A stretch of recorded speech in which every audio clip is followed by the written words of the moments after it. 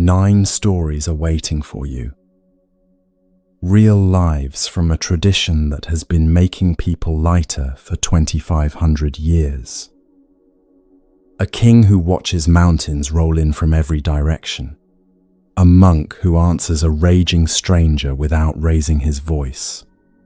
A poor man who discovers something sewn into the hem of his own robe. A hare who gives away the only thing it has. These are the stories for tonight. Something tired is in the room with you tonight. It has been there for weeks, perhaps for years. You do not have to tell anyone what it is. It is welcome here, just as it is. Tonight, nothing has to be solved, nothing analyzed, nothing named. For the next hour, you can simply let it settle while these stories do their quiet work on you. Let the body soften now. Shoulders, jaw, the space behind the eyes. The breath does not have to be anywhere. There is nothing you need to do for the next 3 hours except let the stories find their way in. They know where to go. Some of what comes will be familiar. Some of it will surprise you. 1 or 2 images will stay with you long after the final breath of this video. You are not here to learn these stories by heart. You are here to be carried by them. So make yourself comfortable. Lie down if you'd like. Wherever in the world tonight finds you, you are welcome here.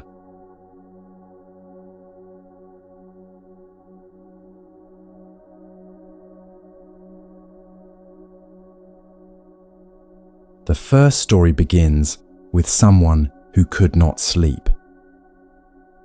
His name was Malunkyaputta. 2,500 years ago, in a forest outside a city called Savatthi, he lay on a thin mat of woven reeds in a small hut, staring into a darkness that would not let him rest. He had come to the Buddha 7 years ago, shaved his head, put on the saffron robes, walked the paths, eaten 1 meal a day, watched his breath for 1,000 mornings. And still, on this particular night, the questions were in the bed with him. One question, then another, then another. 10 of them, turning over and over in the dark until the dark itself felt crowded. Anyone who has ever lain awake at 3 in the morning, trying to think their way out of the thing that is sitting on their chest, already knows this room, already knows this mat, already knows the particular brightness of a mind that will not let itself rest. Is the world eternal, or does it come to an end? Is the body the self, or is there something separate from the body? Does the one who awakens exist after death, or does he not exist? Or both, or neither? Malunkyaputta turned the questions over, the way a man turns a coin in his pocket to feel its shape through the cloth. He had been turning them for weeks, for months. If he was honest, he had eaten less. He had stopped noticing the white flowers on the sal trees. When the other monks passed him in the courtyard, he had begun to look at them sideways, as if they were walking with a lightness that had been taken from him, or had never been his in the first place. The forest said nothing about any of it. The Buddha said nothing either, because no one had yet gone to the Buddha and asked. Before the first birds began, Malunkyaputta decided He would go to the teacher in the morning. He would present the questions plainly, and if the one who was called fully awakened could not or would not answer them, he would leave. He had not spent his youth for nothing. If the Buddha did not know what the world was, or what the self was, or what waited on the other side of this life, then let him say so, simply and without evasion.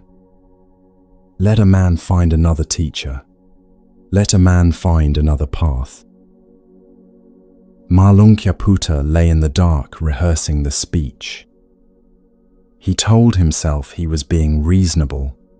He told himself he was only asking for what any honest seeker should ask.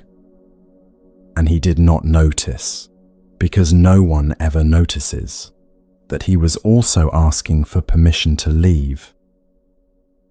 That some part of him had already decided the Buddha would fail the test, and that this was the part of him doing the testing. At first light he rose. The dew was on the grass. The mist moved low between the trees like something breathing in slow animals. He did not notice the beauty of the morning because he was rehearsing. The other monks saw him walking with the wrong kind of weight in his shoulders, and the older ones, who had seen this before in others, moved quietly out of his path. One of the senior monks, Ananda, watching from the shade of a mango tree, saw Malunkyaputta approaching and lowered his eyes. Something was coming. He did not yet know what. The Buddha was seated under a tree, in the same position he held any other morning. The early light on his robe was the color of wheat. Malunkyaputta came near, stopped 3 paces away, bowed because he still remembered the form, and sat to one side because he still remembered that also. And then he spoke. He spoke without softness. He listed the 10 questions one by one, deliberately, so they could not be mistaken for anything else. And at the end he made his ultimatum. Lord, if you know these things, tell me, and if you do not know them, say plainly that you do not know. If you cannot answer, I will set aside the training, put on the white clothes of the householder, and return to the life I left. I have given you 7 years. The silence that followed was enormous. It had a shape. The birds continued. The wind moved in the leaves. And inside that morning there was a pressure, as if the forest itself were waiting to hear what the Buddha would do. The Buddha looked at Malunkyaputta for a long moment. His expression was steady. It was the look a father gives a son who has brought home a problem that will dissolve only when the son looks at the problem differently. And then the Buddha spoke. Malunkyaputta, did I ever say to you, come and live the holy life under me, and I will explain to you whether the world is eternal, or whether the one who awakens exists after death? Did I ever make you that promise? Malunkyaputta had to admit it. He had not. The Buddha had never promised such a thing. The monk had brought his own demand, 7 years late, and called it a bargain. Then the Buddha began. Listen. Let me tell you what this is like. A man is walking through a forest. He is walking his own path, minding his own life. An arrow strikes him in the chest. An actual arrow with a wooden shaft, with feathers for fletching, with a metal tip, with poison already entering his blood. He falls to the path. He lies there, bleeding.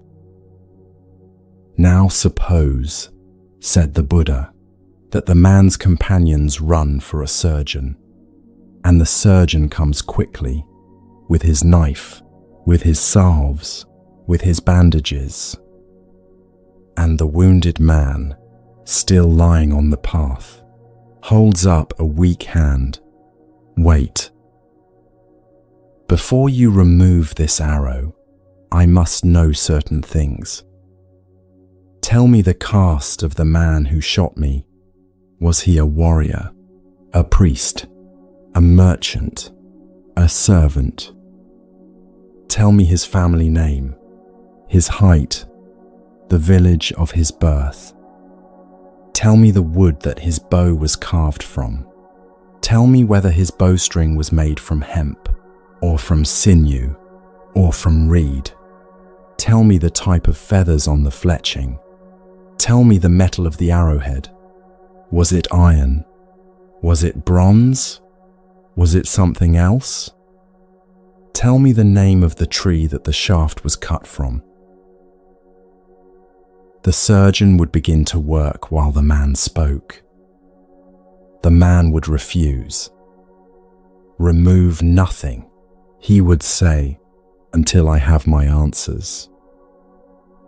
And the Buddha looked at Malunkyaputta across the morning air. "Tell me, monk, what would happen to such a man?" Malunkyaputta did not have to answer. He understood the answer. The man would die.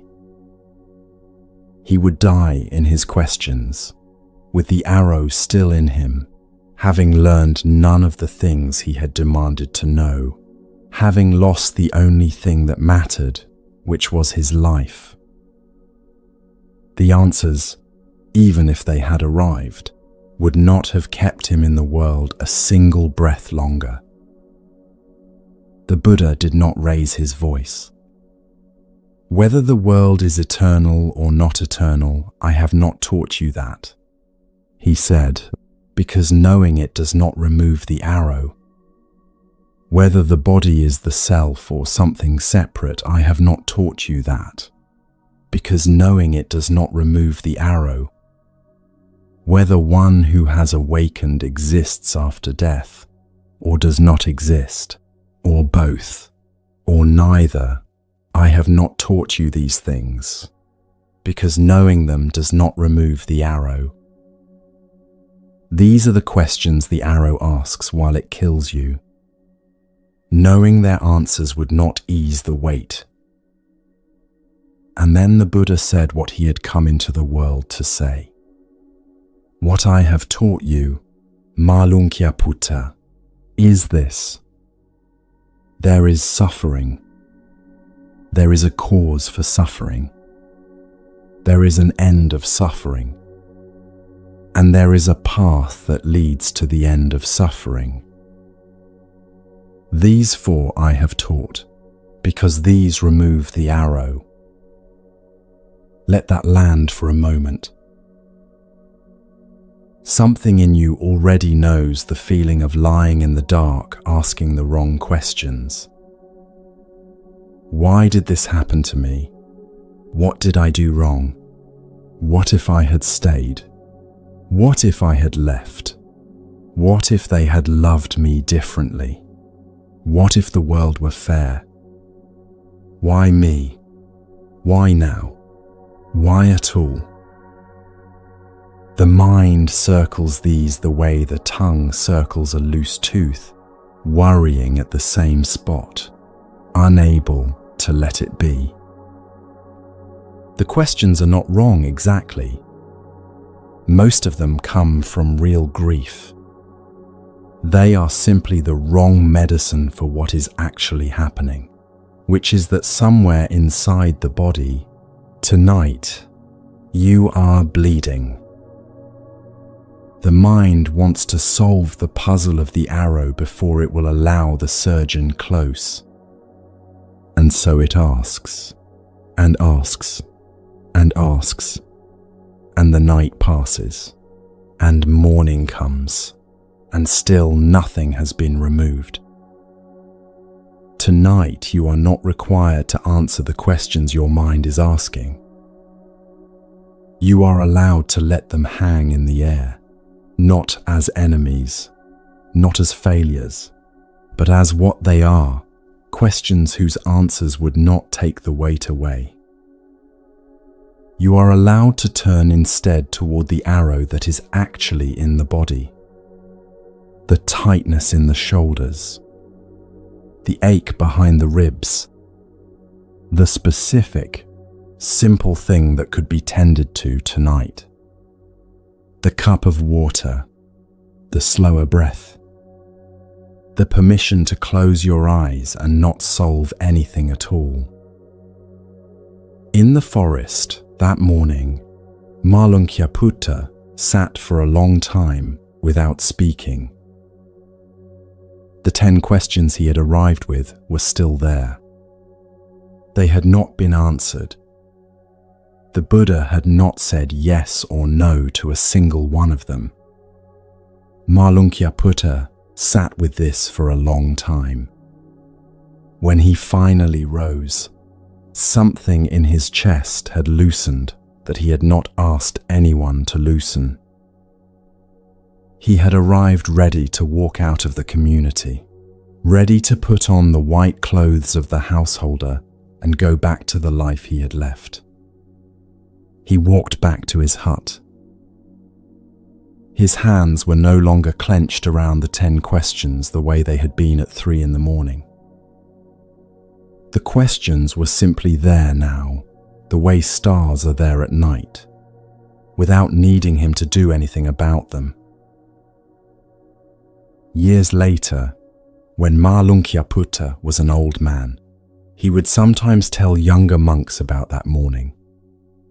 The teacher did not answer me, he would say. In that silence, he had given me everything.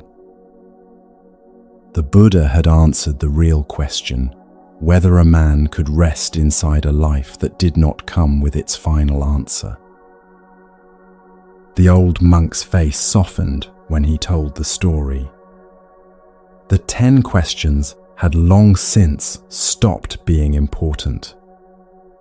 The capacity to not answer them, that had stayed. Something else had been transmitted in that forest, something Malunkyaputta would think about for years. He had arrived with the full weight of his demand. He had arrived ready to fight.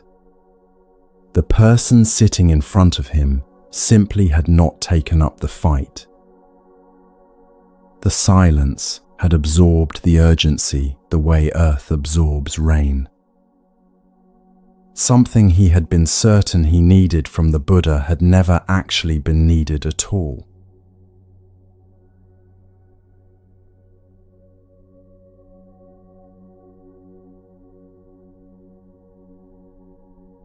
Another morning, another grove, another person approaching with the full weight of his demand.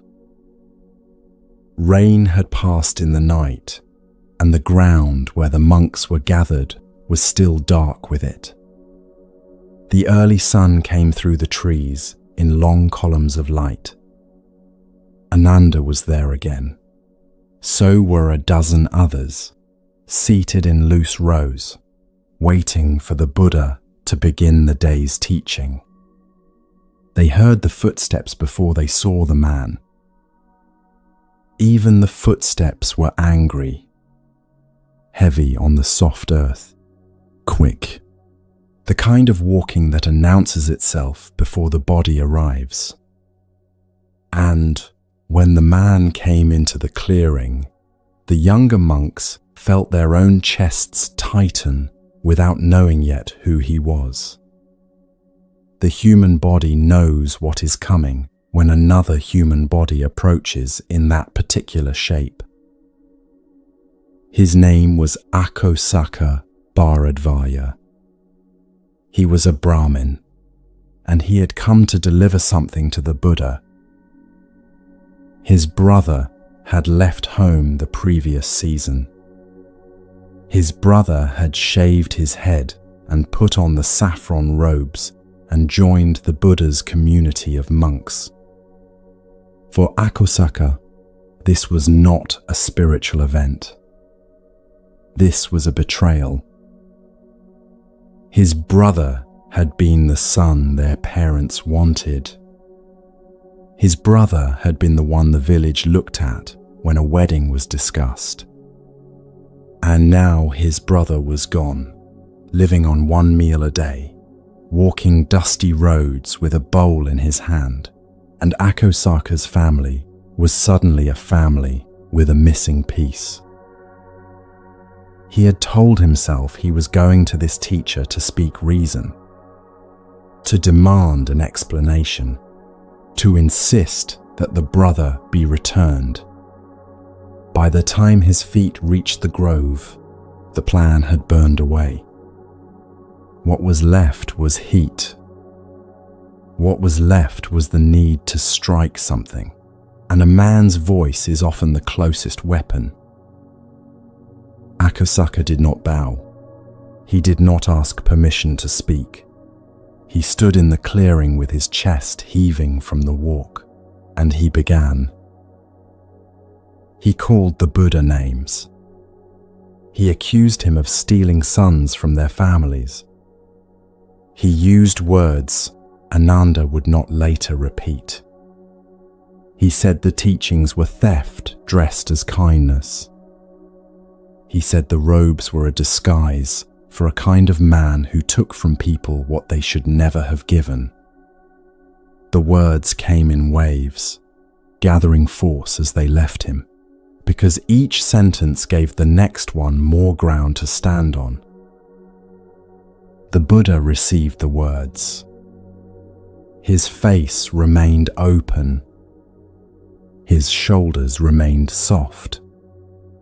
His breath remained even. He sat the way he had been sitting when Akosaka arrived, straight, breathing, present, and he listened. The younger monks watched the Buddha's face. They were looking for the sign of injury. It did not come. Anyone who has ever been on the receiving end of that kind of voice already knows what is happening in Akosaka's body. The chest, too full. The face, too hot. The words, falling out faster than the part of the mind that should be moderating them. Anyone who has ever been the one being spoken to that way already knows what is happening in the listener's body. The flinch, the urge to defend, the way the stomach drops when someone's anger finds you and the air in the room turns sharp, the way a person can, without moving, feel the insult landing in their chest like something physical has been thrown there. You might be carrying a version of that voice in you tonight. Someone who spoke to you that way once. Someone who still does. A parent, or a partner, or a boss, or a stranger whose voice somehow lodged itself in your nervous system on a day you did not know would matter. The voice does not need to be in the room with you to land in your chest. It can be remembered, and the landing happens anyway. You can be sitting alone, in a quiet room, and someone who is nowhere near you can knock you sideways with a sentence they said years ago. The insult lands inside a body that has never stopped holding space for it. When Akosaka had emptied himself, when the last insult had been spent, when the silence returned and began to feel strange, the Buddha did something no one in the grove had expected. He asked a question. He asked it quietly and without heat, as if he were genuinely curious about the answer. Brahmin, he said, tell me something. When guests come to your home, you prepare food for them. You set it before them in the way that is proper for guests. And if the guests, for some reason, do not eat if they set the dishes aside, if they refuse what you have offered, tell me this. To whom does the food belong then? The younger monks looked at each other. The question seemed beside the point. The question seemed absurd, given what had just happened. The Buddha was waiting, and Akosaka, through a breath still short from anger, had to answer. To me, of course, Akosaka said. His voice was still hot. It would be my food still.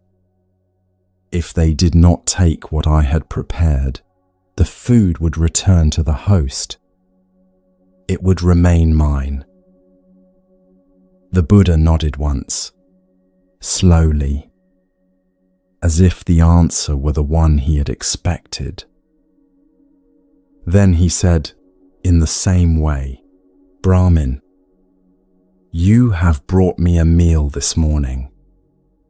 You have prepared it and set it before me, the abuse, the insults, the accusations, the ill will. These were for me. You offered them. I have not taken them. I do not accept them. And you and I both know, Brahmin, what happens to a gift that is not accepted. The clearing became very quiet. Akosaka's breath was still coming fast, and something was happening in his face. Something slower than anger. He had, without meaning to, answered his own question. He had, without meaning to, agreed with the rule. And now the rule was being applied to him, and he could not escape it without contradicting himself. Let that image sit for a moment. A meal prepared, a guest arriving at the door. The food laid out with care, or without it, but laid out, either way, and the guest declining.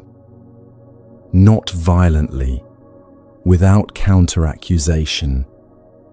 Just the words, I do not take this. And the food, by its own quiet law, returning to the one who made it. What the Buddha did that morning was a statement of what was actually happening. Akosaka had come to deliver something. The Buddha had not accepted delivery. The thing delivered had therefore not changed hands. There is nothing cold in this. The Buddha is simply declining to receive what is being offered, and in that declining, the thing that was sent remains with the one who sent it. Most of us have never quite seen this possibility modeled. We learn the two familiar responses, swallowing or striking back, and we think those are the choices. The Buddha is doing a third thing, a quieter thing. And it works, because it is simply true. What the Buddha did is easy to misname. It sits somewhere outside the usual vocabulary. Not forgiveness, which would mean accepting and then releasing. Not denial, which would mean pretending nothing was said. But a clear-eyed refusal to receive. The words were sent. The words are now in the air. Whether they land in you is not entirely a matter of what was thrown. It is also a matter of what you agreed to receive. Some of what you have been carrying was never consciously accepted by you. It was dropped at the door, and you picked it up because no one had ever shown you that you could leave it there. A child assumes that whatever arrives must be theirs to carry. Tonight the door is open again. You can set the parcel back down on the threshold. You do not have to send it back with violence. You do not have to argue with the one who left it. You do not have to prove anything about yourself in order to decline. You can simply, by your own quiet law, allow it to remain with the one who made it. The voice inside you that has been saying unkind things, if that voice was delivered to you by someone else a long time ago, you have permission tonight to notice it is not yours and to let it go home. Akosaka was silent for a long time. The anger was still in his body when he turned. Anger does not leave that quickly. Underneath it, something had gone still. He had walked into the grove with a parcel in his arms, and now the parcel was still in his arms, and the man he had brought it for was not going to take it. He did not bow. He did not apologize. He did not have a conversion in that moment. The kind storytellers like to add in. He simply looked at the Buddha for a long time, and then he turned, and then he began to walk back through the grove in the direction from which he had come. The younger monks did not move until he was gone. Then they looked at each other, and then they looked at the Buddha, and the Buddha was already looking at something else, a small patch of sunlight moving slowly across a fallen leaf, as if the whole exchange had lasted, for him, about as long as the movement of that light. The younger monks later tried to talk about what had happened. Some of them wanted to call it a victory. Some of them wanted to call it a teaching. The Buddha did not name it. He went on with the day as if a small, quiet thing had occurred, which is all it had been. A gift had been offered. The gift had not been accepted. The gift had returned to its owner. Nothing more dramatic than that. The morning would live a long life in the memory of the community. Ananda would tell the story decades later. The younger monks, grown old, would tell it to their own students. The memory held on to one thing, the stillness of the one who had received those words. A stillness made of clarity, and clarity only. Something else became possible for the listeners in the grove that morning, something they would only recognize later. A small question began to form in them, one they had not asked before. What had they been carrying through all the years of their lives that had been delivered to them the way Akosaka had tried to deliver his abuse, dropped at the door, received without examination, carried thereafter as if it belonged to them? Take a breath, if one is available, and notice the parcels at your own door. The old voice of a parent who could never quite see you. The old voice of someone who loved you imperfectly, and whose imperfection you have been carrying as if it were a verdict on your worth. Each of these arrived at a door you did not yet know was a door. The poverty you have been walking through, the sense of not enoughness, the low background murmur that says you are missing something, it may have been delivered to you by someone else, long ago, and simply accepted at the door. The voice that says you are not enough may never have been your own voice. What you have actually been, all this time, may turn out to be something altogether different than what you were told.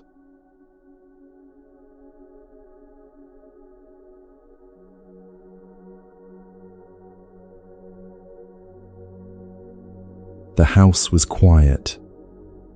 The lamps had been lowered for the night, and the poor man was asleep on a couch in the guest room, his breathing heavy from too much wine. His friend sat beside him for a long moment. The friend was wealthy. The friend was kind. He had agreed to host this visit, knowing there would be wine and sleep, and that his poor friend had come a long way and would likely sleep for hours. An urgent message had arrived. A matter of business that could not wait. The friend would have to leave before morning, and his guest would wake to an empty house, with no one to say goodbye, and nothing to help him on his way forward. The friend looked down at the man asleep on the couch. They had known each other since childhood. They had lost touch, the way people do when lives travel in different directions. Even now, even after a good evening together, the friend could see that his companion's life had not gone the way either of them had hoped. The clothes were travel-worn. The shoes were thin. There was a carefulness in the way the man had eaten, as though he was not sure when the next meal would come. The friend could not bear to leave without giving something. He could not put a bag of coins in his friend's hand, because coins would be spent, and because his friend was proud in the way that people who have been poor a long time are proud. So he did something else. He took a jewel from the place in the house where the rare things were kept. Not a small one, a priceless one, wrapped in silk, held in a box that was itself made of something rare. He carried it to the couch. He lifted the hem of his sleeping friend's robe, and with a small needle and a length of thread, he sewed the jewel into the hem, carefully, so that it would not be felt by the body of the one wearing the robe. He worked quietly. He did not leave a note.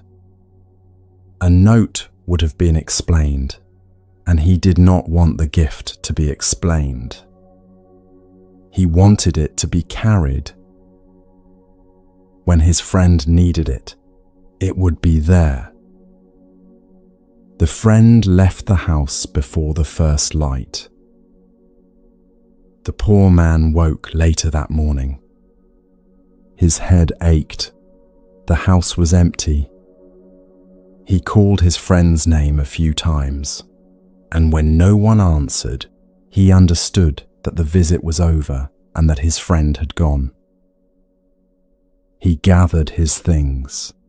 He thanked the servants. He walked back out onto the road, and he continued the life he had been living before he came.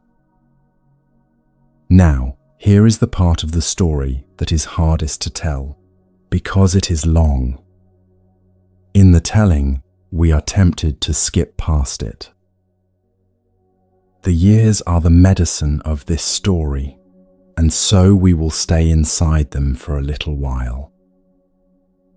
The poor man went back to his walking from town to town, looking for whatever labor could be found. Some days he ate. Some days he did not.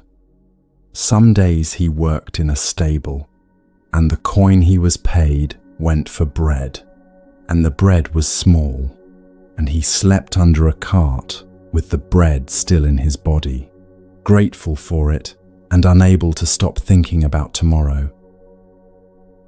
He passed through villages. He watched the people who lived there.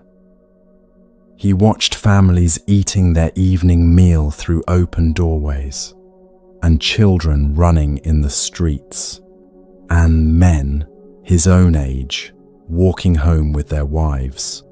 And he carried inside himself a particular ache he could not name, but that was with him always. The ache had a quiet voice. The voice said, "You are missing something that these people have. Something specific.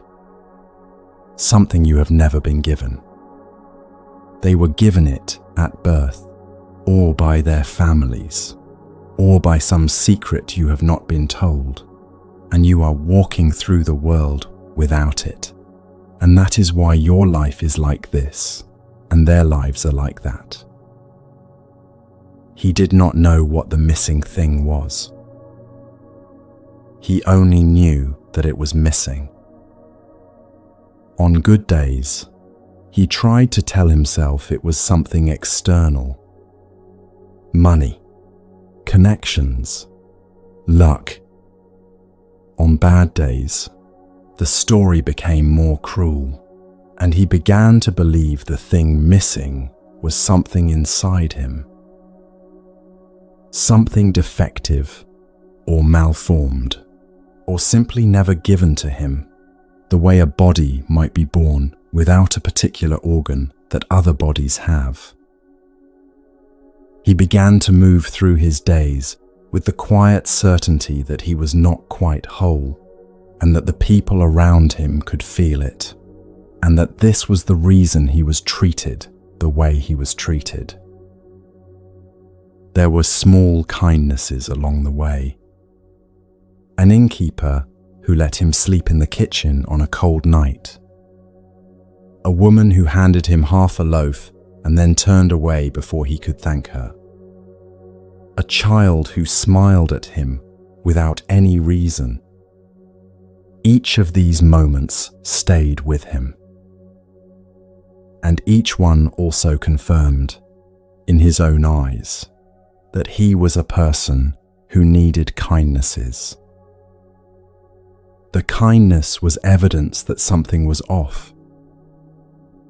Years went by. The robe he wore became older and patched again. It was not a good robe, but it was the one he had, and he kept wearing it, and he never examined its hem very closely, because why would he? One day, it was late afternoon, and he was passing through a market in a town he had never been to before. He heard his name called from across the street. He turned.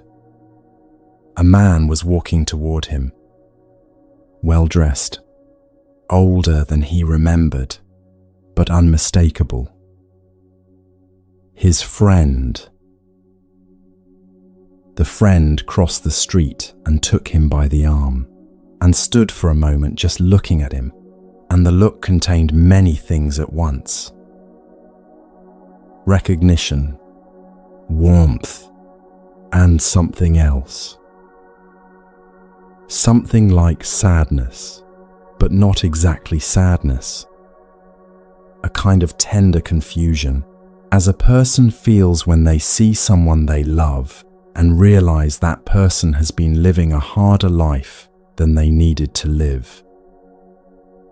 "My friend," the wealthy one said, "why do you look like this?"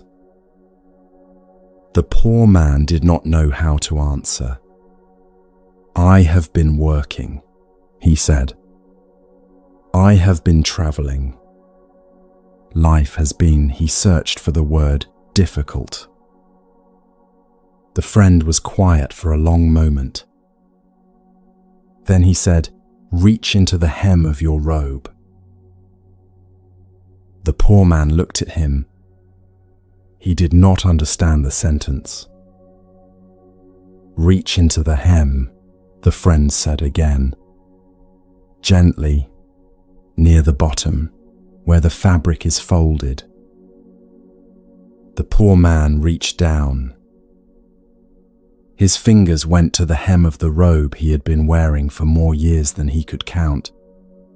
He felt along the fabric slowly, and after a moment his fingertips encountered something hard under the cloth, a small round resistance that he had never noticed was there. He stopped. He felt it again. The friend was watching him. The friend said, "Do you feel it?" "Yes," the poor man said. His voice was very quiet. "Yes, I feel it." "Take it out," the friend said. "It is yours. It has been yours since the night you stayed in my house. I sewed it into your hem before I left, because I knew you would need something, and I could not leave nothing." The poor man's hands worked slowly at the hem. The stitches came apart, and the jewel that had been against his body through every year of wandering, through every cold night, through every meal he had counted, through every moment of believing himself to be defective, the jewel fell into his palm. He looked at it. He did not speak. Let the image stay for a moment.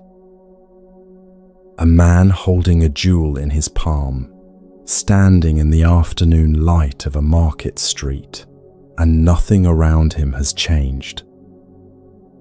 The street is the same. The people passing are the same. The body that has walked all those years is the same body.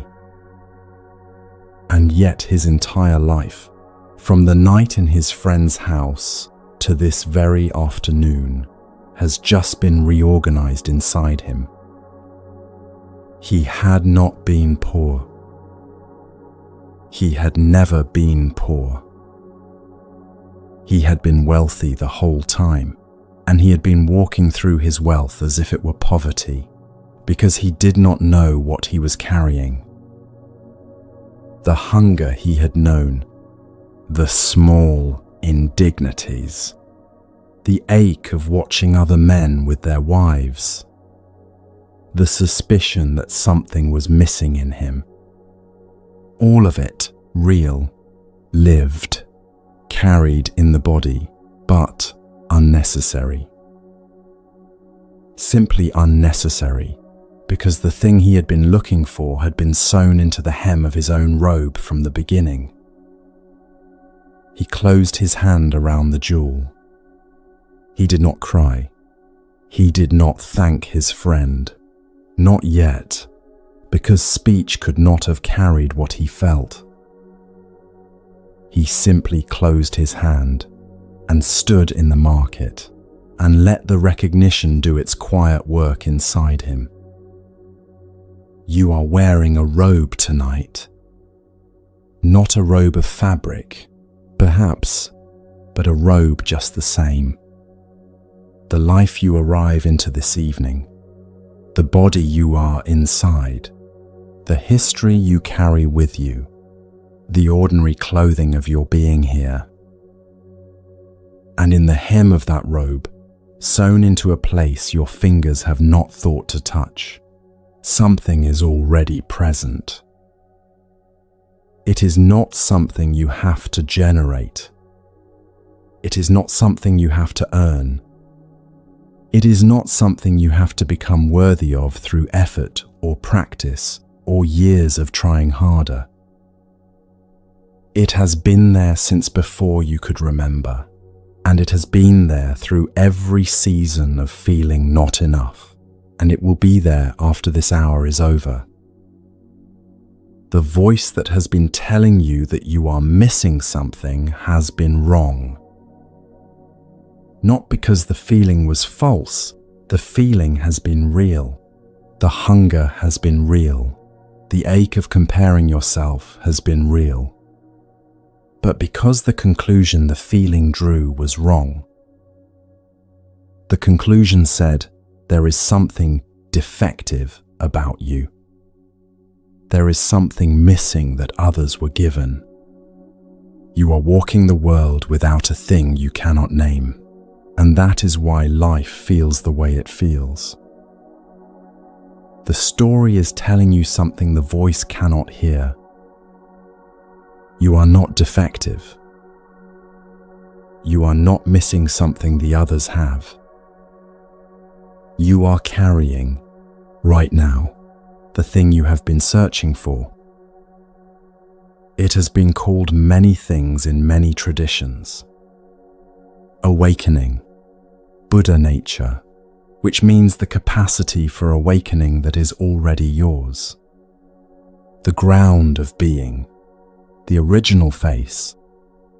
The names do not matter very much. The thing they point to is the jewel. It is the fact that you are, underneath everything that has happened to you, already whole, already enough, already the kind of being that does not need to become anyone in order to be worthy of being here. This is a hard thing for the mind to receive. The mind has been working very hard, for a very long time, on the project of earning its own worth. The mind has its receipts. It has its improvements. It has its list of things it must still accomplish before it is allowed to rest. The mind does not need to accept it tonight. The mind can keep its receipts. The jewel is not removed by the mind's refusal to acknowledge it. It sits quietly in the hem, under the cloth, waiting for the evening when the hand finally slows enough to feel something that has been there the whole time. Tonight, perhaps, is only the evening when the story is heard once. That is allowed. The story does not demand that you change in response to it. The story is simply there, and so is the jewel. The poor man in the Lotus Sutra does not immediately change his life. He walks onward. He stitches the jewel back into his robe, because a jewel in a hand is too visible for the road, and he resumes his walking. But something in him now walks differently. The days that follow are made of the same moments as before, the dust of the road, the small meal, the body that tires, and yet the meaning inside those moments has shifted. He is no longer walking towards something he lacks. He is walking with what he has always had. That changes, very quietly, how each moment arrives in him. The dust of the road is not the dust of someone who is failing to be elsewhere. It is simply dust. The small meal is not evidence of a deficit. It is simply a meal. The tiredness of the body is not proof of being in the wrong life. It is the tiredness that belongs to this body, in this hour, on this road, which is the one he is walking. The Buddha gave a teaching about this exact kind of arriving, about what happens when a person stops measuring this moment against the moment they think they should be in, and instead meets the moment they are actually in. It is the teaching we are moving toward now, because it is the natural next breath after the one we have just taken together.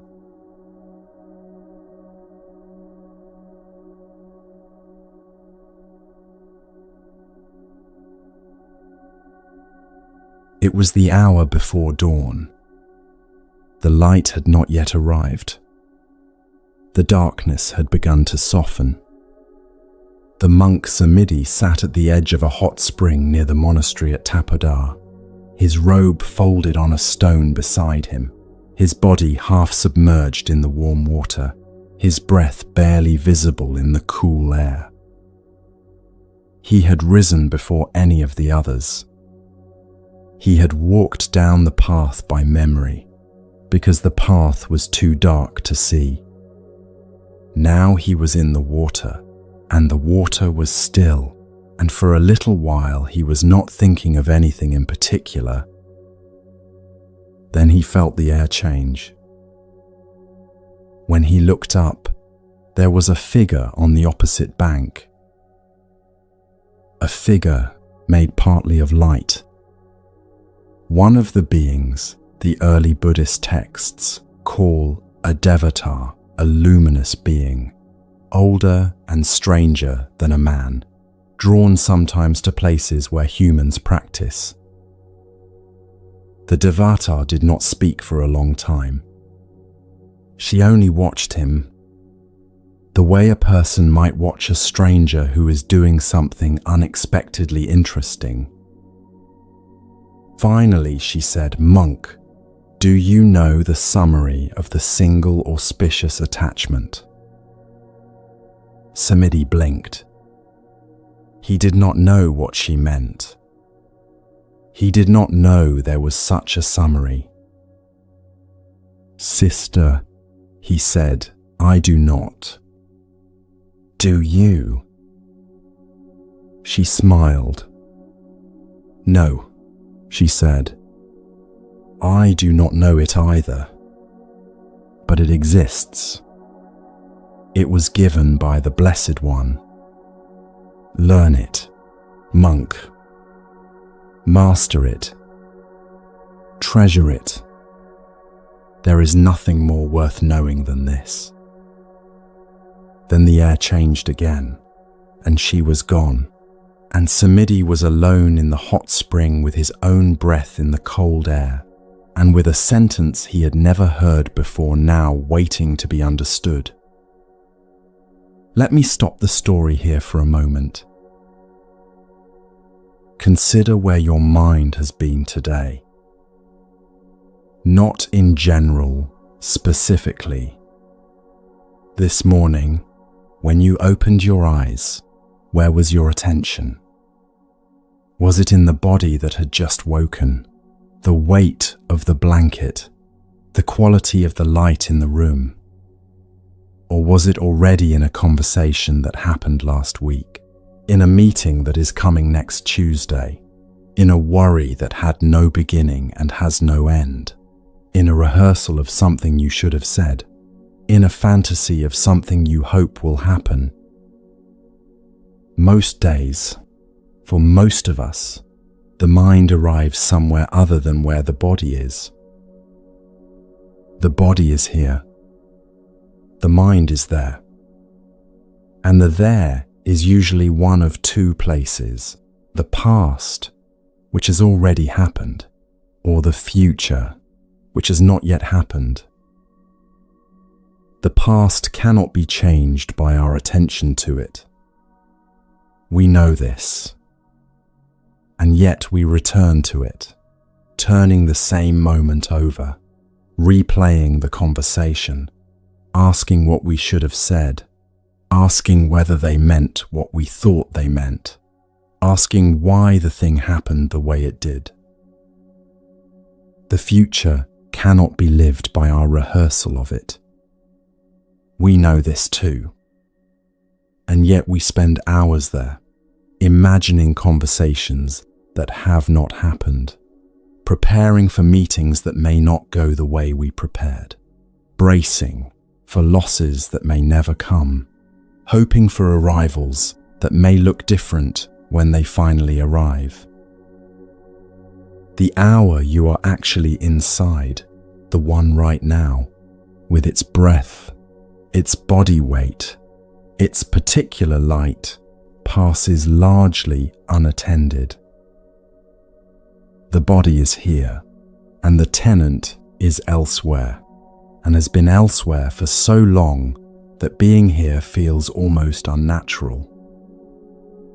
Samadhi climbed out of the hot spring. He dressed quickly. He walked the path back to the monastery with the sentence still in his mouth, the single auspicious attachment. A phrase he did not yet understand. A phrase he had been told was worth everything. He did not wait for the community to gather. He went directly to the Buddha's quarters. He bowed. He told the story of the hot spring and the Devata and the question he had not been able to answer. "Blessed One," he said, "I did not know the summary. I have come to ask it of you." The Buddha looked at him for a long moment. The way a teacher looks at a student who has finally arrived at the question. Then he said, "Listen, well, Samadhi." And he began to speak the verse. Do not chase after what has already passed. Do not lose yourself in what has not yet come. What has passed is already gone. What has not yet come is not yet here.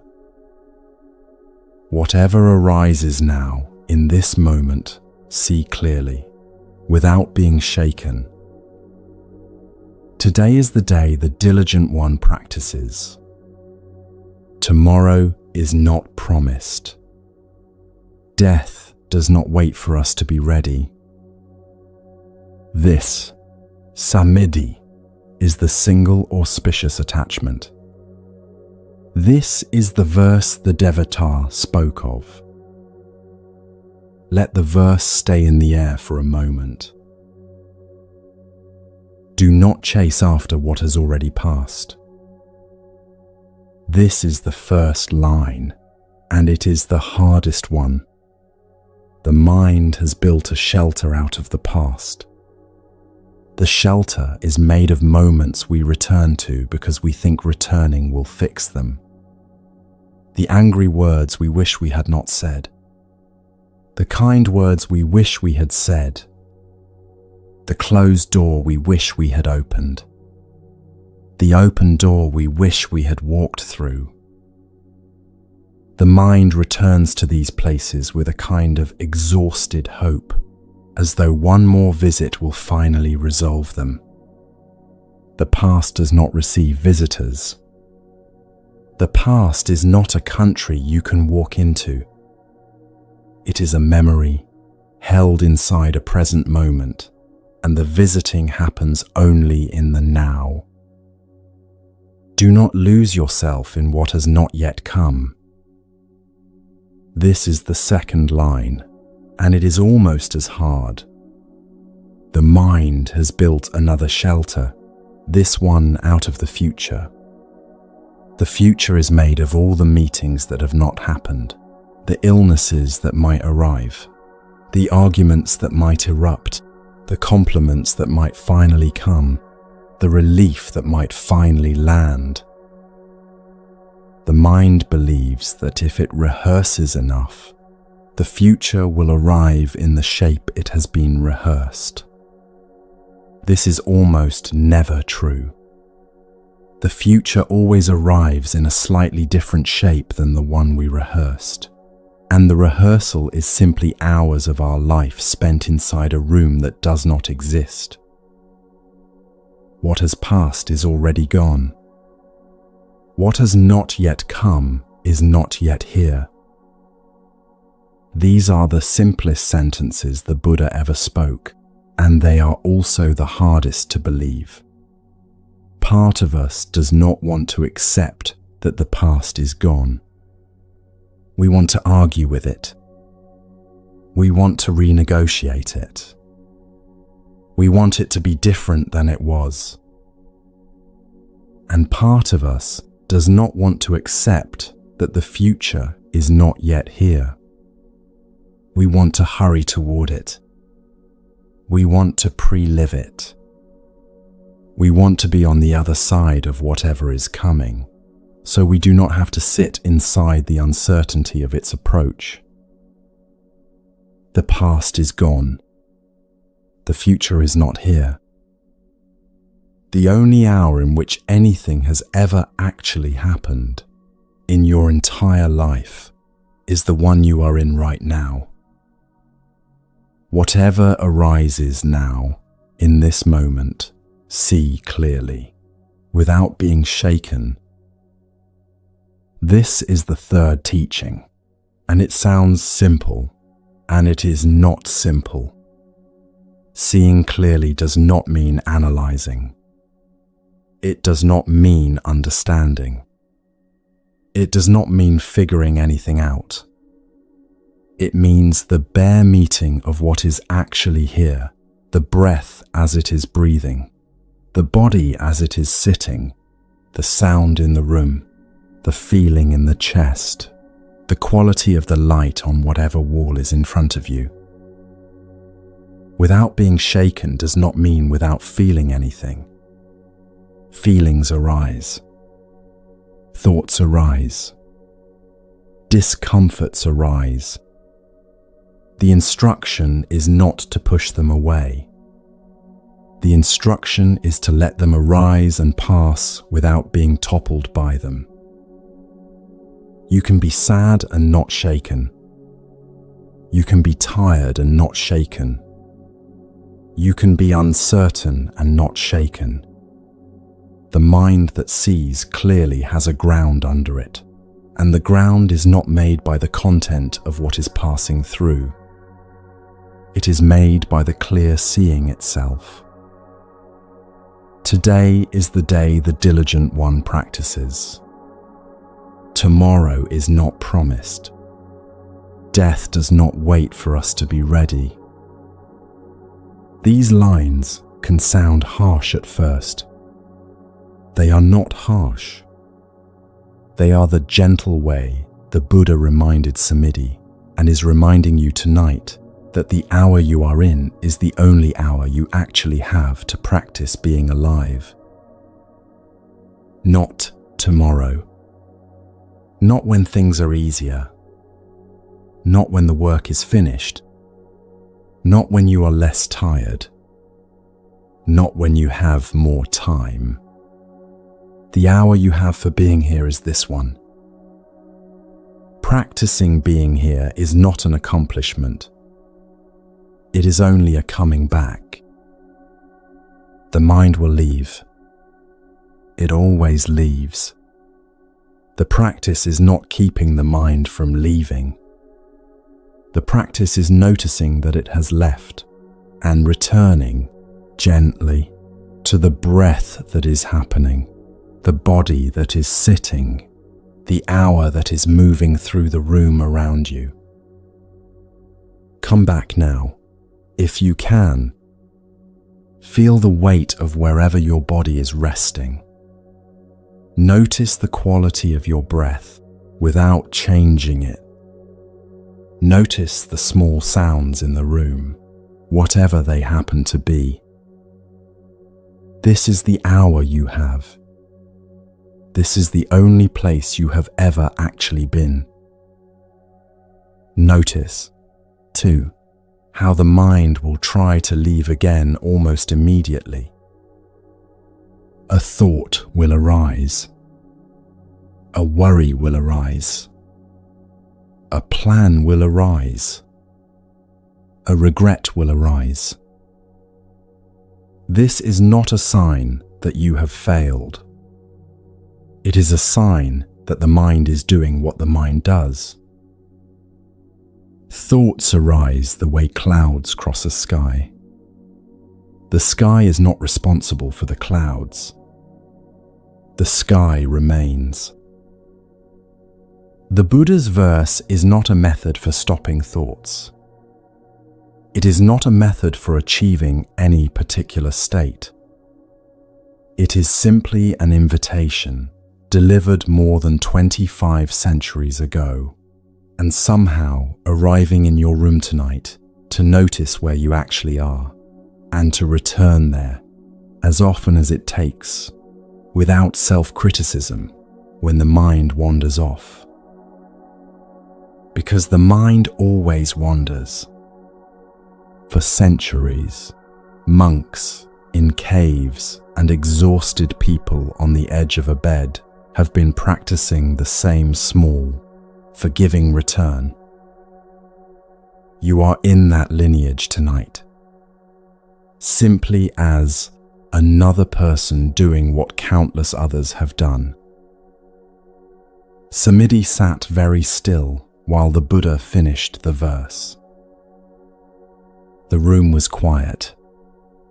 The light through the window had shifted while the teaching was given, the way light shifts when something important has entered a room. He did not ask any questions. There was nothing to ask. The verse had already answered the question he did not know he was carrying, which was simply the question of where to live now, in this body, in this hour, in this unrepeatable day. He walked out of the Buddha's quarters. He walked back toward the hot spring where the Devata had appeared, though he did not expect to see her again. He walked through the ordinary light of an ordinary morning, and the ordinary light seemed, for the first time in a long while, like enough. Feel what it is like, for a moment longer, to be the one who is here. Not the one who was hurt last Tuesday. Not the one who is dreading next Monday. The one who is breathing right now, in this chair, in this room, in this evening, with this particular quality of tiredness or quietness or ache or ease. This is the single auspicious attachment, not a discipline, not an achievement, simply the willingness to be here, as often as the mind leaves, as often as it returns. The next story carries us onto a dusty road, where a young seeker with a hungry mind is about to pass a stranger in saffron robes. A single line, offered almost in passing, will open a door the seeker has been standing in front of his entire life, without ever seeing that it was a door. Stay with the breath. Stay with the hour. The next meeting is about to happen between two people who do not yet know that their brief conversation will become one of the most quietly life-changing moments in this tradition.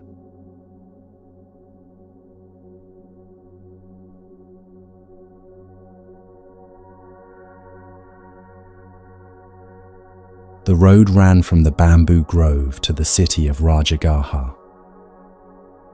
It was mid-morning. The heat had begun to gather in the stones of the path. A monk in a robe, the color of turmeric, was walking it, alone, with his eyes lowered, carrying the shallow bowl that every wandering mendicant carried in those years. His name was Asaji. He was one of the first 5 students the Buddha had ever taught. But no one on this road knew that. They saw a thin man in a robe, walking slowly, going nowhere in particular, gathering the day's meal in the quiet way an alms-gatherer gathers. He walked the way someone walks who has no place they need to be. Not hurrying, not dawdling, feet touching the ground as though each step were a small, complete arrival. On the other side of the road, a young man happened to be walking in the opposite direction. He was tall. He was thin. He wore the white cloth of a householder who had not yet taken up the robe of any tradition. His name was Upatissa. In the years to come, the Buddha would give him another name, Sariputta, a name meaning the son of his mother, Sari, and that later name would become one of the most quietly powerful names in the whole history of this tradition. But on this particular morning, he was simply Upatissa, and he was tired. He was tired of searching. He had been a seeker for years by now. He had tried teachers. He had tried methods. He had sat at the feet of renowned Brahmins and listened to them speak about the nature of things. He had returned home each time with the same small, exhausted feeling that whatever he was looking for, this was not quite it. You may know the feeling. The one who has read many books on how to live and still does not quite know how to live. The one who has tried many practices and still carries the same restlessness to bed at night. The one who has been to the retreats, sat on the cushions, downloaded the apps, and is still looking. There is nothing wrong with this looking. The tradition calls it the search, and it honors it. But the search alone is exhausting, and Upatissa that morning was carrying the tiredness of a long search that had not yet found its resting place. And then he looked up. He saw the monk on the other side of the road. He could not have said, in that first second, why he stopped walking. Something had stopped him.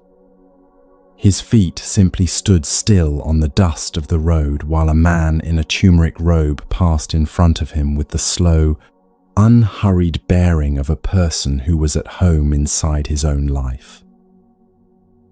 Upatissa watched him walk. The bowl, the quiet hands, the eyes lowered, not in avoidance, but in a kind of gentle attention that had nothing to prove and nothing to hide. The robe moved with him in a way that suggested the body underneath had nothing to argue with. Let me stop here for a moment. It matters what we recognize and how we recognize it. For years, Upatissa had been searching for the right teaching. He had been listening to words.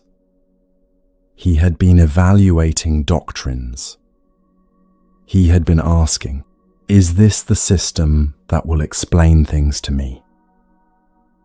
And all of that searching had passed him by without resolution. What stopped him on this road was not a doctrine. It was a bearing. Bearing is a word we have almost lost. It used to mean the way a person carries themselves through a room, a street, an hour. Not their posture alone, not their confidence alone. The quality of their presence, the relationship between who they are and the body that moves them through the world. You can feel it when you encounter it. A person walks past you in an airport, and something in their unhurried pace, their unanxious eyes, makes you slow down for a moment yourself. A nurse comes into the hospital room where your parent is lying, and the air in the room settles before she has even spoken. A stranger on the bus is reading a book, and their stillness is so deep that for a second you forget you were anxious. Truth is recognized, first, by how it is carried, not by what it claims, not by what it promises, by how someone lives inside it. when they think no one is watching. There is a certain kind of clarity that cannot be performed. A person who has actually sat through their own grief walks differently than a person who has read about grief. A person who has actually let go of wanting to be right speaks differently than a person who is pretending to have let go. A person who has stopped fighting their own tiredness breathes differently than a person who is still fighting it. The body cannot fake what the mind has not yet settled. And somewhere in us, even when we do not have the vocabulary for it, we can tell the difference. This is why the presence of a genuine teacher, in robes or not, famous or not, speaking or silent, has always had the quality of standing beside a very old tree. Nothing is being offered. Nothing is being sold. Something is simply present, in the way trees are present, and the shade of that presence is cool on the skin whether or not you understand why. Upatissa, on this road, was watching someone who did not know he was being watched. And what he saw was the first teaching he had received that did not need to be spoken. He followed the monk at a respectful distance. He did not interrupt the alms round. One did not. You waited until the monk had gathered what was given, had found a place to sit, had rested in the shade of a wall. Assaji eventually stopped at the corner of a small courtyard, in the shade of a mango tree, and sat to eat. Upatissa approached him and bowed and said the words people said to a renunciate whose tradition was unknown. Friend, your faculties are clear. Your complexion is bright. Under whom have you gone forth? Whose teaching do you follow? Assaji looked up. He did not answer immediately. He finished the mouthful he was eating. He set the bowl down. Then he said, "Friend, I am new to this path. I cannot teach you the whole of the teaching. My teacher is the ascetic of the Sakyan clan, the one they call the awakened one. I can only tell you, in brief, the heart of what he teaches." "Brother," said Upatissa, "in brief is enough for me. Give me the meaning. The words are not the difficulty." And Assaji, sitting in the shade of the mango tree, with the bowl beside him and the ordinary sounds of the city moving past them on the road, said the verse that is one of the most often recited verses in the whole tradition. Of those things that arise from a cause, the awakened one has told the cause, and also their cessation. This is the teaching of the great contemplative. Let the verse sit in the air for a moment. This is not a verse about becoming a better person. It is not a verse about achieving anything.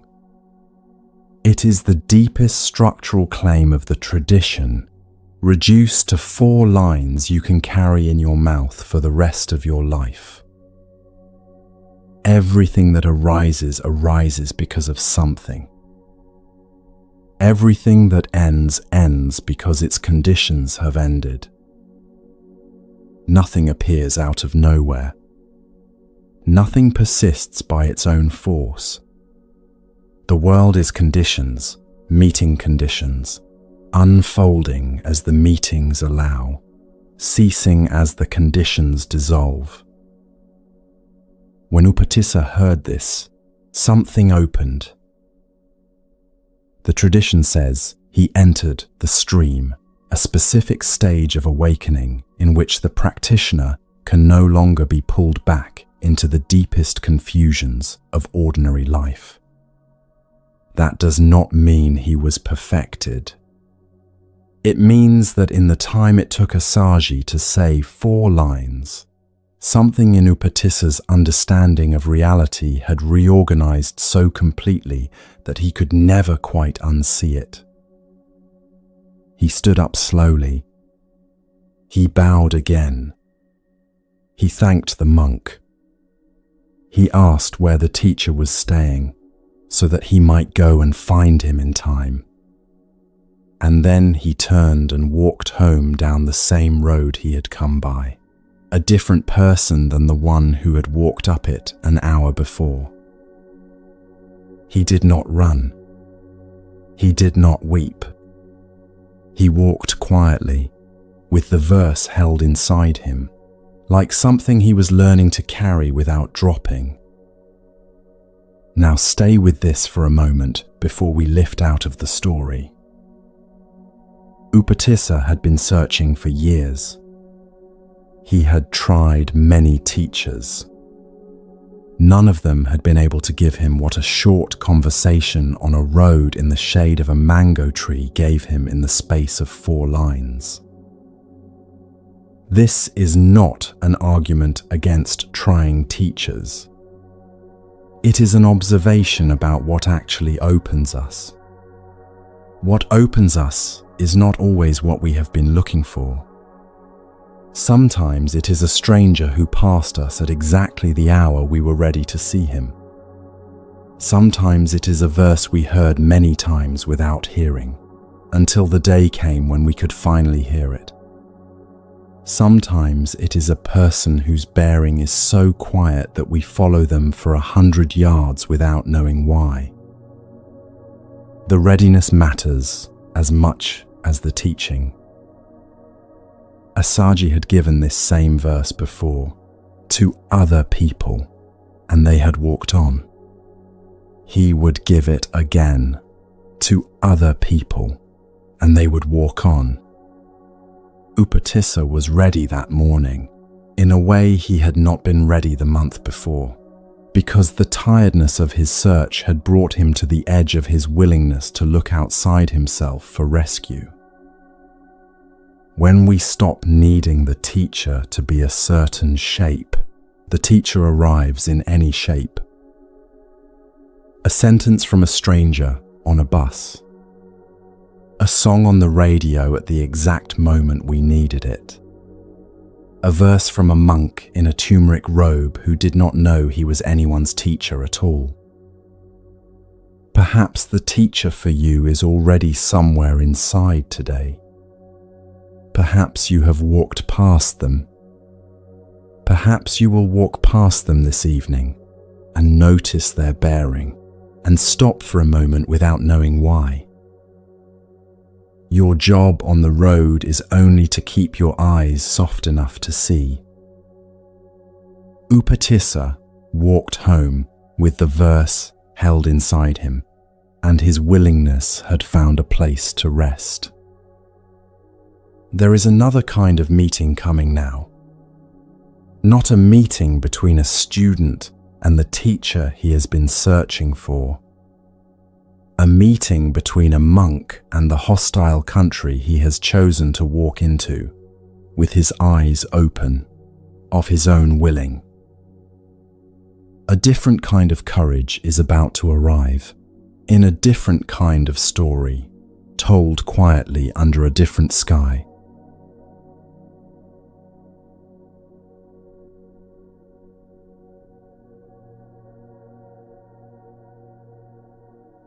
The sun was not yet fully up over the bamboo grove at Jetta's monastery. The birds had begun their first calls. The paths between the huts were still damp from the night. A monk named Punya was folding a spare robe into his bundle, slowly, the way a person folds cloth when he is thinking about something larger than what his hands are doing.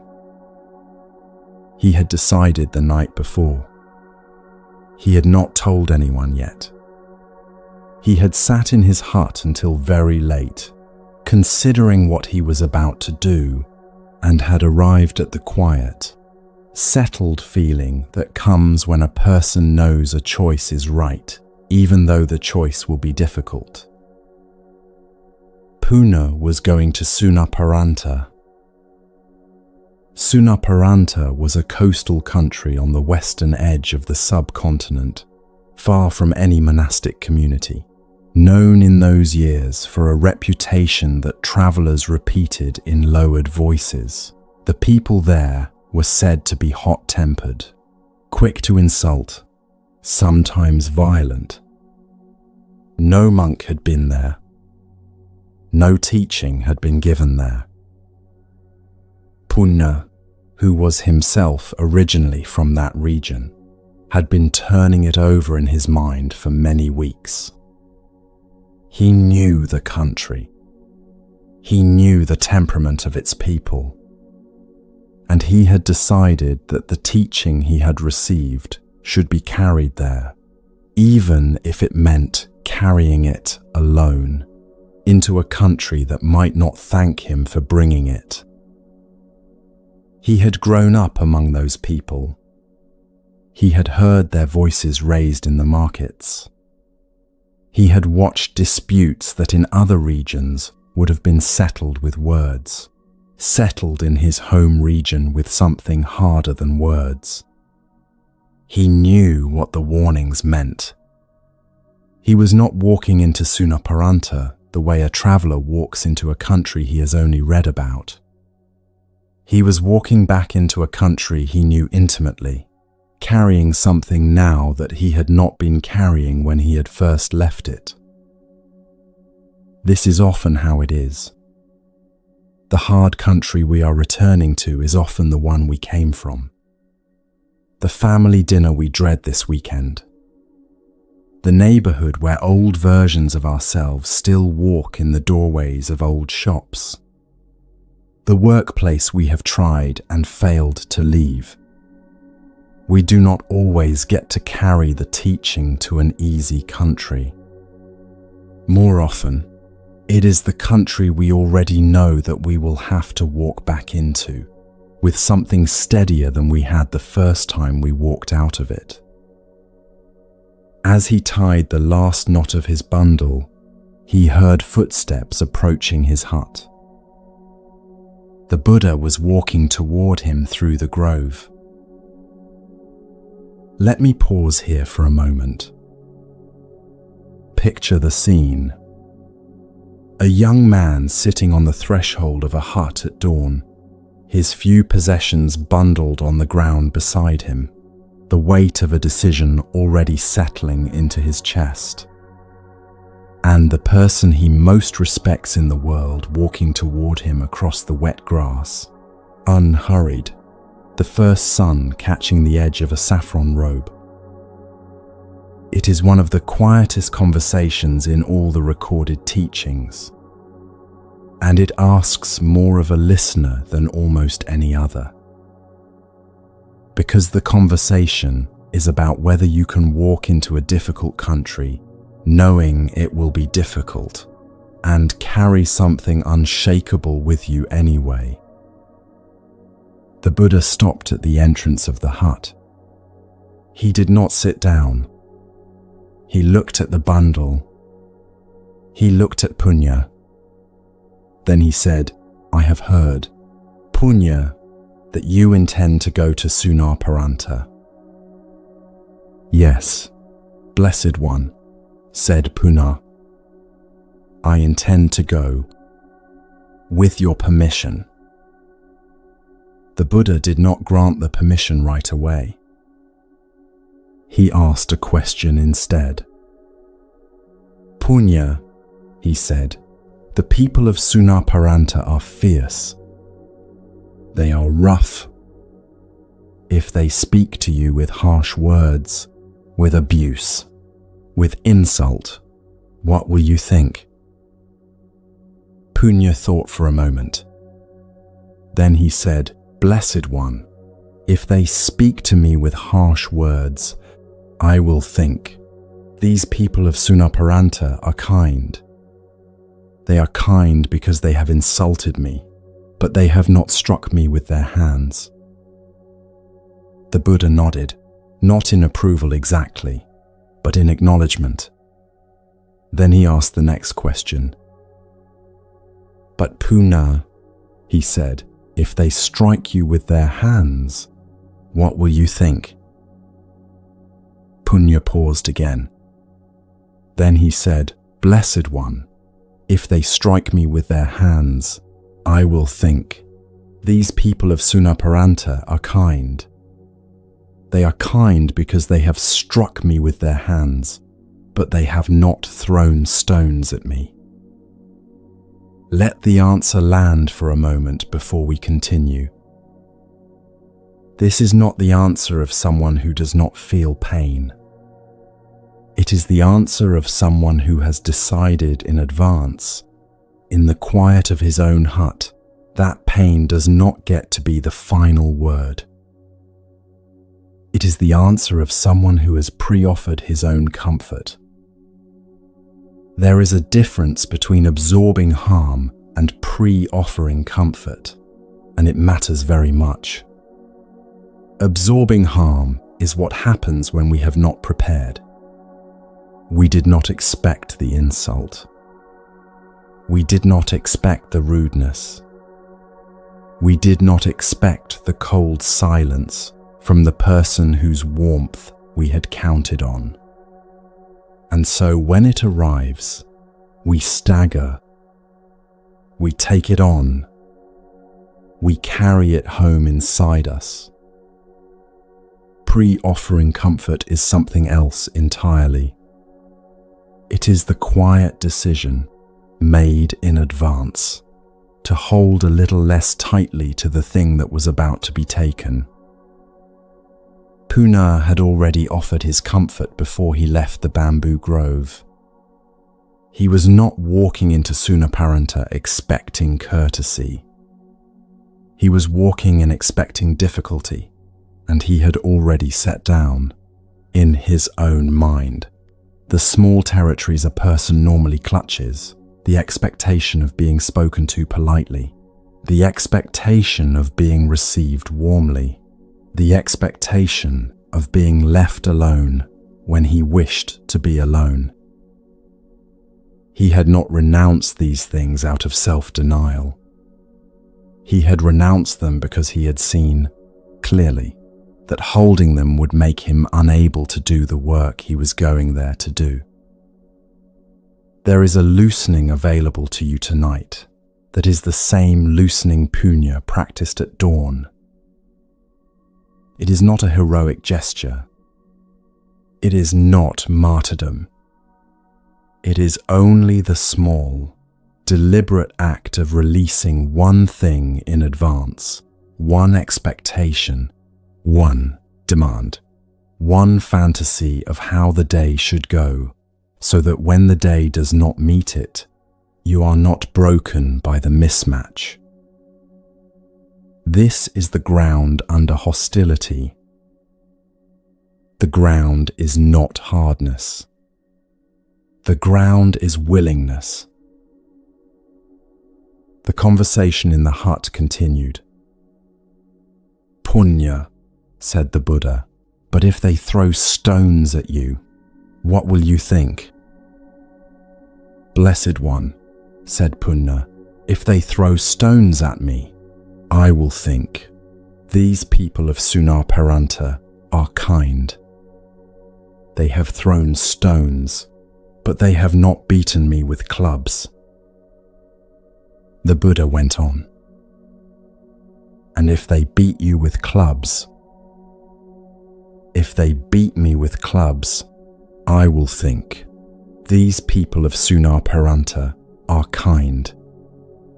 They have beaten me, but they have not cut me with a knife. The stakes were rising in the dialogue like the tide rising up ashore. Each answer softer than seemed possible. Each answer more peaceful than the last. The disciples who had begun to gather at the edge of the grove were watching in a stillness that was no longer quite ordinary stillness. Stay inside that stillness with them for a moment. They are watching a person they know rearrange the basic terms on which hostility is usually met. The disciples had seen the Buddha stay calm under insult before. They had seen him speak gently to kings who tried to corner him. They had never quite seen a fellow monk, one of their own, answer these questions with this much unbracedness. Something was being demonstrated in front of them that they would carry into the rest of their lives. The Buddha asked the final question. Puna, if they take a sharp knife and take your life, what will you think then? Puna looked at the Buddha. He did not hesitate. He said, "Blessed One, if they take a knife and take my life, I will think, these people of Sunaparanta are kind. There are students of yours who, disgusted and ashamed of this body, have looked for a knife with which to end it themselves. These people have done for me, without my asking, what I would not have known how to ask for." Stay inside that answer for a moment. The Buddha was silent for a long time. The birds continued their mourning. The sun moved another hand's width up the sky. Then the Buddha said, "Puna, with this patience, with this quietness of heart, you are equipped to live among the people of Sunaparanta. Go, Puna, and teach." Puna bowed. He lifted the bundle to his shoulder. He walked past the gathered disciples and out through the gate of the monastery and onto the western road. The tradition tells us he reached Sunaparanta. It tells us he taught there. It tells us many people listened. It tells us he was not killed. He lived out his days among the people he had been warned were fierce, and he found that fierceness is almost always a surface, and that underneath most fierceness is fear, and that fear loosens in the company of someone who is not afraid of it. Come back now to the hour you are in. Notice the weight of wherever you are sitting or lying. Notice the small sounds around you. Notice the quality of your own breath. You are not being asked to go to a hostile country. You are being asked something smaller and harder and more available. You are being asked to consider which of your tomorrows you could pre-offer tonight. The meeting you are dreading. The phone call you are avoiding. The person who tends to speak to you sharply. The one you tighten for before you have even seen them. The email that is sitting in your drafts folder, waiting for a reply. You do not have to make yourself invulnerable. Invulnerability is not the teaching. You only have to loosen your grip, one notch, on the expectation that tomorrow owes you softness. If they are sharp with you, they are kind. They are kind because they did not strike you. This is not a mantra to recite. It is a posture of heart to rehearse, quietly, the night before the difficult day. Because here is what the tradition has been saying all along, in the voices of all its teachers. From the time of Puna to this evening, you cannot control what is coming toward you. You can only control, and only sometimes, what you are holding when it arrives. A person with empty hands cannot have their cup knocked over. A person who has already given something cannot have it taken from them. A person who has already pre-offered their comfort cannot be surprised into anger when the comfort is denied. This is not coldness. This is not detachment. Puna was not cold that morning. He was warm enough to walk willingly into a country that had asked for nothing. The willingness was his warmth. Feel, for a moment, what it would be like to walk into tomorrow with that warmth. Not braced, not pre-angry, not rehearsing your defense. Simply willing. Willing for it to be what it is. Willing to meet what meets you. Willing to find, as Puno found, that most fierceness is surface, and most surfaces soften in the company of someone who is not afraid of them. Notice the softening that might already be happening in your body just from imagining this. The shoulders coming down a 1/4 inch. The jaw letting go of a clench you did not know you were holding. The willingness lives in the body before it lives in the mind. When the body agrees to stop bracing, the mind follows a moment later. You can rehearse this every evening before tomorrow arrives. One breath, one loosening, one quiet sentence whispered inside the chest. Let tomorrow be what it is. I will be willing anyway. This is the patience the Buddha recognized in Punya. It was not the patience of someone who had not yet been hurt. It was the patience of someone who had chosen, in advance, what he was willing to carry and what he was willing to set down. Puna walked west. The sun rose behind him. The monastery faded in the distance. And somewhere in this same tradition, in a small workshop in a village far from any monastery, a different kind of patient work was being done by a different kind of teacher, a teacher whose hands knew a craft very different from walking into hostile countries. A goldsmith was beginning his morning, and he was about to teach something without knowing he was teaching anything at all, about the patience of long, slow work. Stay with the breath. Stay with Puna's willingness. The fire in the goldsmith's hearth is already lit.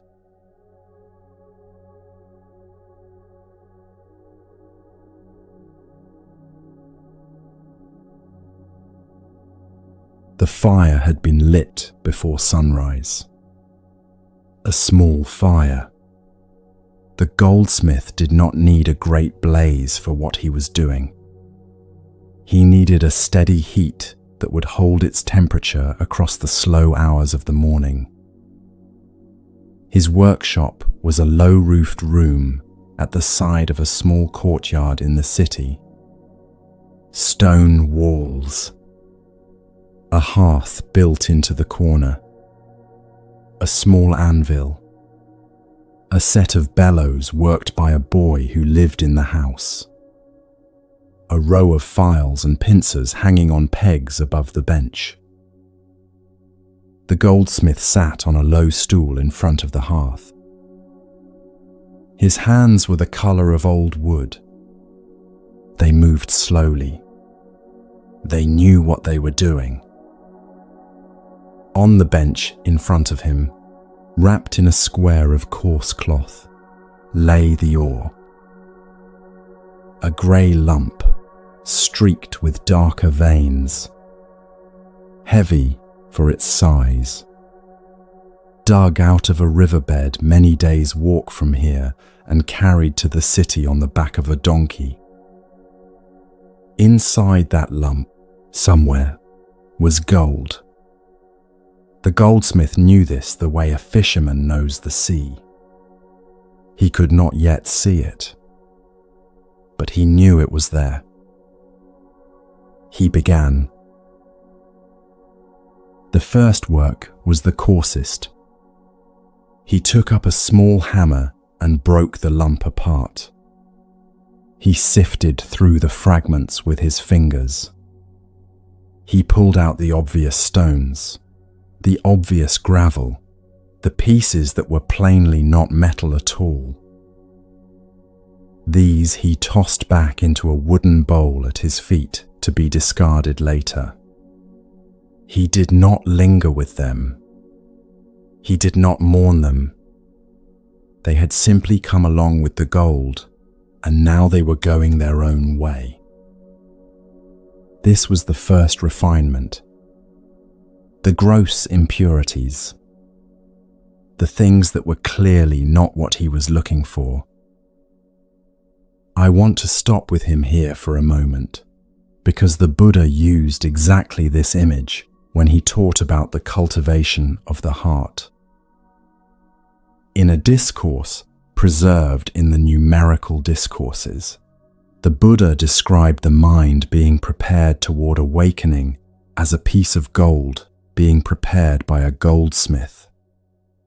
He said there are first the gross impurities, then the middling ones, then the subtle ones, and each of them is removed in its own time, at its own heat, by its own patience. The gross impurities, he said, are the ones you can see plainly.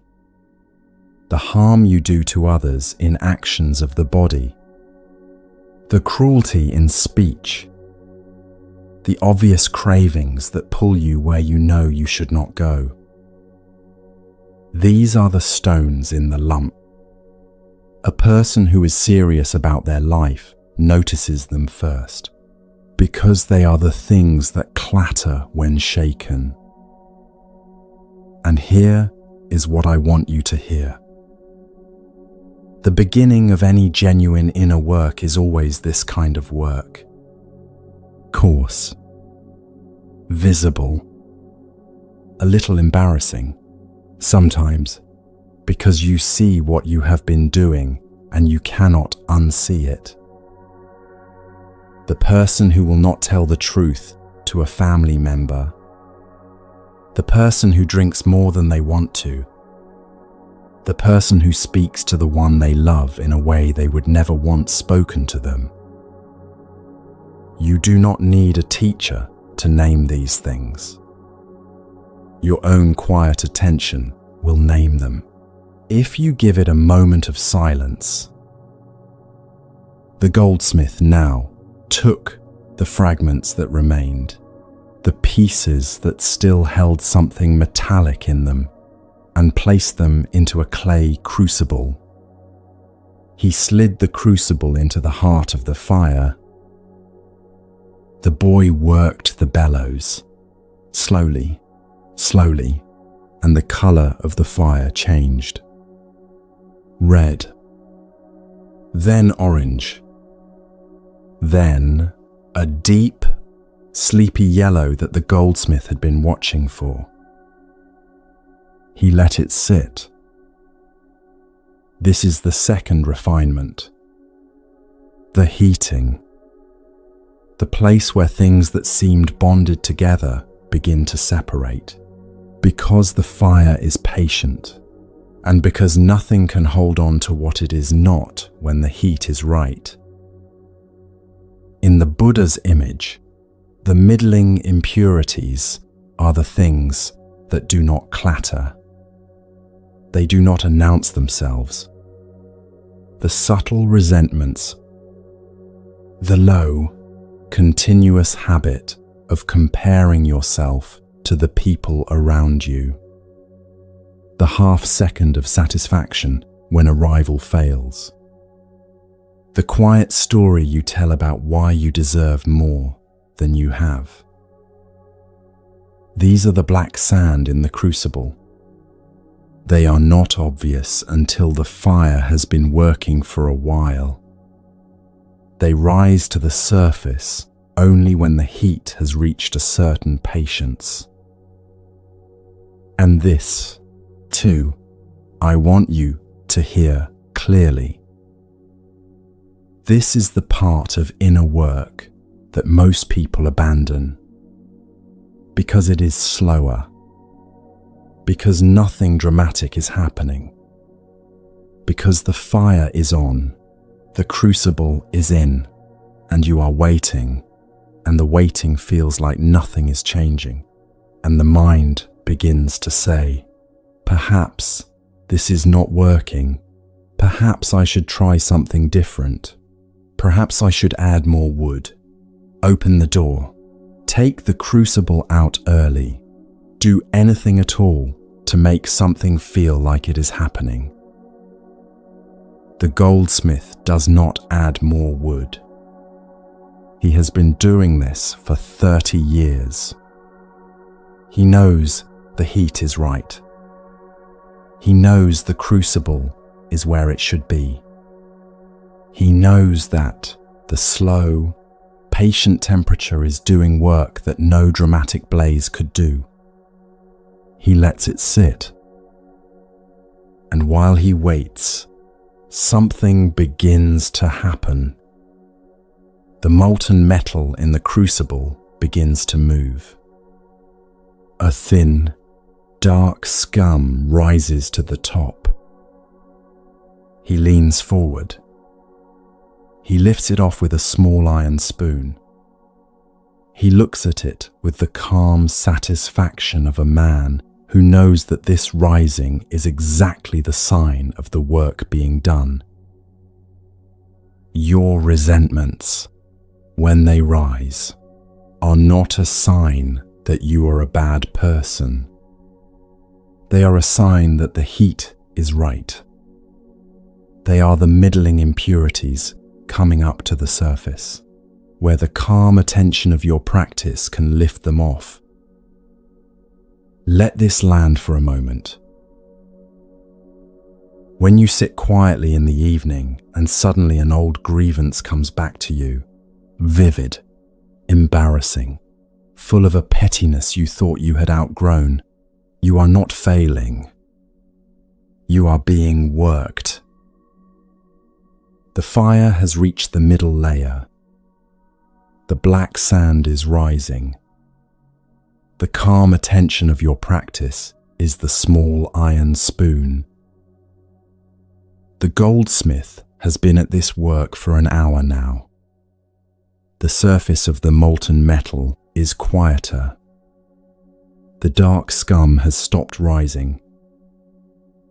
He does not declare the work finished. He knows there is one more stage. The Buddha called these the subtle impurities. The finest dust, the things so small that they cannot be seen, only inferred from the color of the metal. In the image, these are the last traces of what has already been mostly cleared. In the cultivation of a human heart, these are the quiet movements that remain, even when the obvious and the middling have passed. A subtle pride in having done inner work. A quiet preference for certain people over others. A barely noticed reluctance to fully let go of a story about who you are. These are only the last visitors the fire is still working on. The goldsmith now brings the crucible out of the hearth and sets it on a stone. He tips it gently. The metal pours. It is clearer now than when it went in. He lets it cool in a small mold. He will return to it later. He will reheat it once more. at a softer temperature and work with a still finer eye to draw off the last faint dust that the first two heatings did not quite reach. This is the third refinement. It is the slowest and the most tender, and the one that requires the most trust, because by this stage the metal already looks like gold, and it is easy to think the work is done.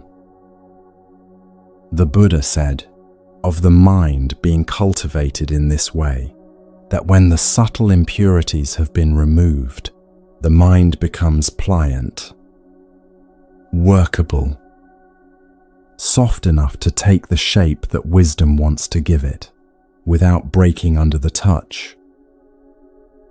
Stay with that word for a moment. Pliant. The goal of practice is not a hard, perfected mind. The goal is a soft, workable mind, one that can be shaped gently by the hands of your own wisest attention into the life that your deepest understanding would have you live. The heaviness you came in with tonight is not a stone you need to lift. It is ore, carried here from somewhere distant in your own life, heavy for its size and streaked with darker veins and not yet obviously precious. The fire is the practice. The patience is the refinement. The slow, undramatic work of sitting with what rises, noticing what has come up today, letting the calm attention of your awareness lift it off without shame and without triumph. You do not need to feel the change each day. The goldsmith cannot see the gold for most of the morning. He trusts the fire. He trusts the temperature. He trusts that the work being done in the heat is exactly the work that needs to be done. In the late afternoon, when the sun has begun to slant through the small window of his workshop, he pours the final, purest metal into the shape he has been waiting all day to make. He does not make a crown. He does not make a throne. He makes something small. A thin band of gold, perhaps, or a single smooth shape that will be given to a temple down the road, where a monk with quiet hands will receive it without any fuss, and place it on the altar, and return to his sweeping. This is the quiet truth the Buddha saw when he borrowed the goldsmith's secret and made it the image of how a human life is cultivated. We are not refined in a single breakthrough. We are refined slowly, over patient heatings, by an attention that is steady, kind, and unafraid of what rises. There is another kind of small, quiet making coming now. Not a goldsmith in a city workshop. A creature in a forest, at the edge of a long winter, who is about to do something so simple and so complete that it has been carried in the tradition for many centuries. The fire in the hearth dies down to its evening coals. The smoke rises into the dusk. Somewhere else, in a different country, a small animal is beginning to move.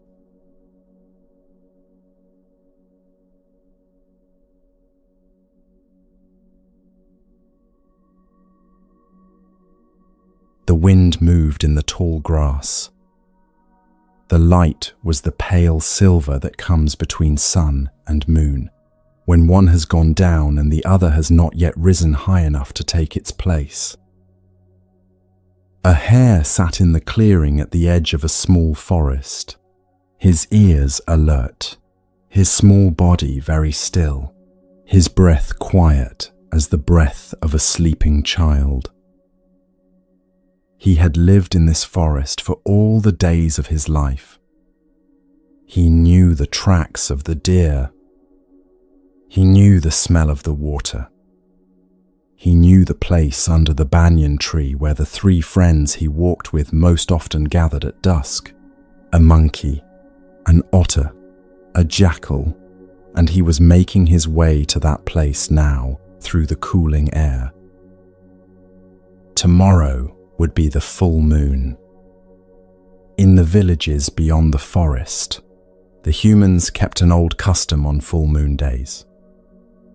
They would set out a plate of rice. They would greet any wanderer who came to the door. They would try, for one day of the month, to live a little more quietly, a little more gently, a little more like the people they kept hoping they would one day become. The 4 animals had heard of this custom, and the hare, who was, in the stories the tradition tells, the Buddha in an earlier life, had gathered his friends the night before and spoken about it. "We too," he said, "should do this. We too should keep the full moon observance. If any beggar comes to our part of the forest tomorrow, let each of us give to that beggar whatever we have." The monkey had said yes. The otter had said yes. The jackal had said yes. And the hare had looked quietly at the ground between his paws, because the hare knew something the others did not yet know. Each of them had something they could give. Mangoes for the monkey, fish for the otter. The jackal, being a jackal, had his own ways of finding something. And the hare ate grass. And grass is not something that can be offered to a human being. Stay with him for a moment before the story moves. He is a small, plain being in a small, plain body, and what he eats is grass. And the problem he is turning over in his mind tonight is not a philosophical one. It is a practical one. When the beggar comes, what will I give? Perhaps you know this problem. Not in its literal shape. In the shape it takes when you are the tired one at the end of the long week. When someone you love needs something from you and you have been giving already for so many hours that the well seems dry. When a stranger stops you and asks for what little you have, and your hands are full of your own difficult day, and you do not know what is left in you to give. This is the question the hare is sitting with in the clearing.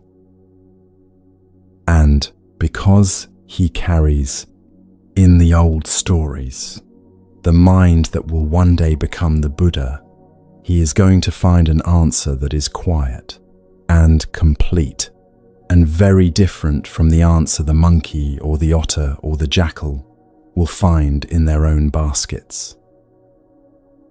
The night passed. The moon rose full. By morning, the forest was bright with a silver light that made each leaf seem lit from inside. Now, in the old story, a figure comes walking into the forest on that full moon morning. The tradition names him Saka, the king of the radiant beings who dwell in a higher realm, a being the tradition calls a Devatar, which means a luminous one. He had heard about the hare. He had heard about the promise the 4 animals had made. And he had come down into the world, taking the shape of a poor, hungry Brahmin, to see for himself what the hare would do. Let me ground that word for you, because the tradition uses it often. A Devatar in the early Buddhist texts is a luminous being who lives in one of the higher realms. It is simply another kind of being whose existence the early tradition accepted as part of the fabric of the world. Saka in the old stories often plays this role. He descends. He tests. He sees what the creature below will actually do when the moment arrives. He came first to the monkey. The monkey, when asked for food, climbed a tree and brought down a pile of ripe mangoes and set them at the feet of the Brahmin and said, "Please, take what you need." The Brahmin smiled gently and thanked him and walked on. He came next to the otter. The otter pulled a string of silver fish from the place by the river where he had set them to keep cool and laid them on a broad leaf and said, "Please, eat." The Brahmin smiled and thanked him and walked on. He came next to the jackal. The jackal, who had found something left behind by a hunter, a portion of dried meat, wrapped in cloth, laid it down and said, "Please, take this if it will ease your hunger." The Brahmin smiled and thanked him and walked on. And then he came to the hare. The hare bowed his small head and said, "Sir, I have nothing that can be given to a human being. What I eat is grass. Grass is not food for you. But if you will wait, I can still give you what a hare has to give." The Brahmin waited. The hare asked him, "Please, make a fire." The Brahmin gathered sticks and lit a small fire at the edge of the clearing. The smoke rose straight up into the morning. The flames were low and steady. And the hare, the small plain body, the quick breath, the creature who knew the tracks of the deer and the smell of the water, walked up to the edge of that fire and offered his own body to it and leapt. Stay with that moment. Do not flinch away from it yet. The tradition tells us that as the hare leapt, the fire did not burn him. The Brahmin shed his disguise. Saka stood in the clearing in his own luminous form and lifted the hare gently out of the flames and said, "Little one, what you have done today will be remembered." And, in the old story, he drew the image of the hare on the face of the moon, so that on every full moon night thereafter, human beings looking up would see a small rabbit shape in the silver and would remember a creature who had offered what he was when he could not offer what he had. This is why, in many countries across this tradition's long travels, people still look up at the full moon and see the shape of a rabbit inside it. Let the story breathe for a moment. I want to be careful with you here, because the literal image of a creature leaping into a fire is not the teaching. The teaching lies underneath the image. The teaching is about what giving actually is. When you have emptied your basket and the beggar is still standing at your door. The monkey gave mangoes. The otter gave fish. The jackal gave the meat he had found. Each of them gave something they had gathered and could easily spare. The hare gave what he was, and the old tradition remembered the hare's gift, not because it was dramatic, but because it was the only gift that contained the giver completely. You do not need to leap into a fire. The story is not asking that of you. The story is asking a quieter thing. When you have reached the end of what you have, can you offer the one thing that no one else can give? The quality of your attention, the warmth of your presence, the simple, complete offering of who you actually are in this room, in this hour, to the person in front of you. A parent, at the end of a long day, sits by their child's bed and tells them they love them. Nothing else is given. No gift is produced. And the child, feeling that presence, is held. A friend, who has nothing to say that will fix the thing, sits beside the one who is grieving and does not leave and does not look at the clock. Nothing else is given, and the grief, feeling that presence, is less alone.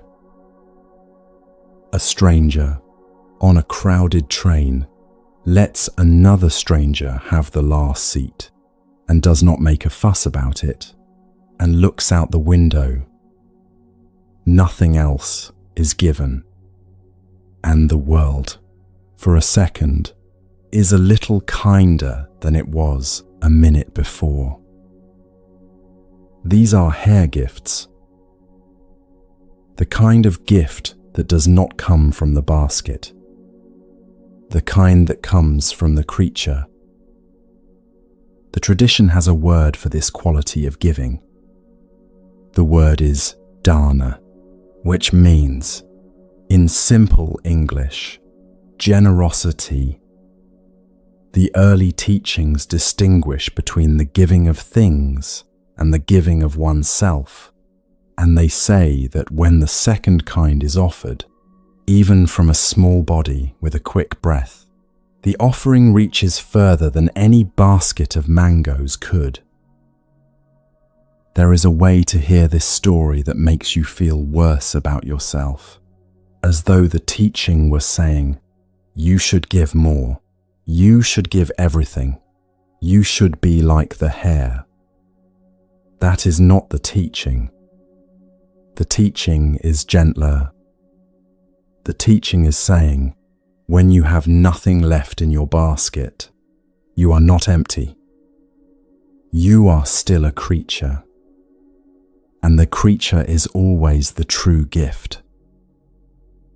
On the days when you have no mangoes, no fish, no dried meat, you still have the one thing no one else can bring, the simple fact of you, present, willing, quiet, in the space where another being is asking for warmth. If you are listening tonight at the end of a heavy day, feeling as though your basket is empty, hear the hare's secret as it is really meant. You are not asked to produce something. You are asked only not to leave the clearing. Stay. Be present. The presence itself is the mangoes and the fish and the meat, all folded into one soft offering that takes no effort to produce, because it is already what you are. The moon in the sky tonight is already silver with that old memory. Look up sometime soon and find the rabbit shape in its face, and remember that one of the oldest acts of generosity in this tradition was an act of complete, quiet presence from a creature who thought he had nothing to give. There is one more story coming. A last image, larger than all the others, that the Buddha himself used toward the end of his life, when he wanted to describe what is actually approaching all of us, at all hours, from all directions, and what the only wise response to it might be. The small fire in the clearing goes out. The hare walks quietly back into the grass, and somewhere on the horizon, at the edge of the next country, 4 mountains are beginning to move.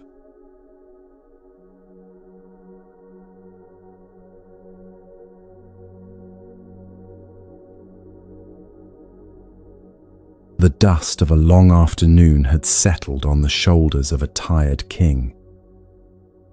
He came into the grove in a sandalwood carriage, with a small retinue around him, and he stopped the carriage some distance from the place where the Buddha was staying, and walked the rest of the way on foot, as the custom of that time required of a king who was visiting a teacher.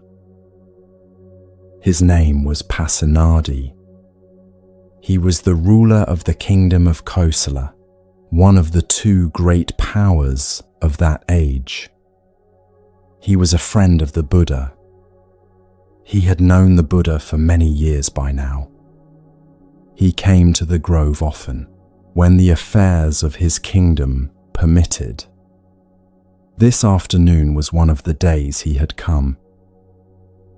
He arrived at the small wooden hut at the edge of the grove, where the Buddha was sitting in the shade, and he bowed and sat down to one side and said nothing for a moment while his breath slowed.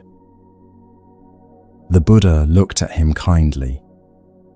"Great King," he said, "from where are you coming at this hour of the day, with the dust still on your shoulders?" Pasenadi smiled a small, tired smile. "Venerable Sir," he said, "I have been about the work of a king. I have been at the borders, looking at the reports. I have been at the treasury, listening to the accounts. I have been in the council hall, settling disputes. I have been doing what a king like me spends his days doing." The Buddha sat quietly with that for a breath. Then he said, "Great King, suppose a man came to you now from the east. A trustworthy man, a man whose word you had always found to be true. And suppose this man, coming before you, said, 'Sire, may your majesty know, I have come from the east. I have seen there a great mountain, as high as the clouds, rolling this way, crushing everything that lives. Do what you can do." The king looked up. "And now suppose," said the Buddha, "that a second man came to you from the south with the same news, and a third man from the west with the same news, and a fourth man from the north with the same news. 4 mountains rolling in from the 4 directions, crushing everything that lives, and you are in the small circle of earth where they have not yet arrived. What, great king, would you do?" Pasenadi sat with the question. He was a clever king. He had a treasury. He had an army. He had ministers, chariots, elephants, a wall around the city. He had the whole apparatus of a powerful life. And he sat with the question as a person sits with something true that has just been placed in front of them, and he knew, in his own quiet knowing, that the apparatus would not help.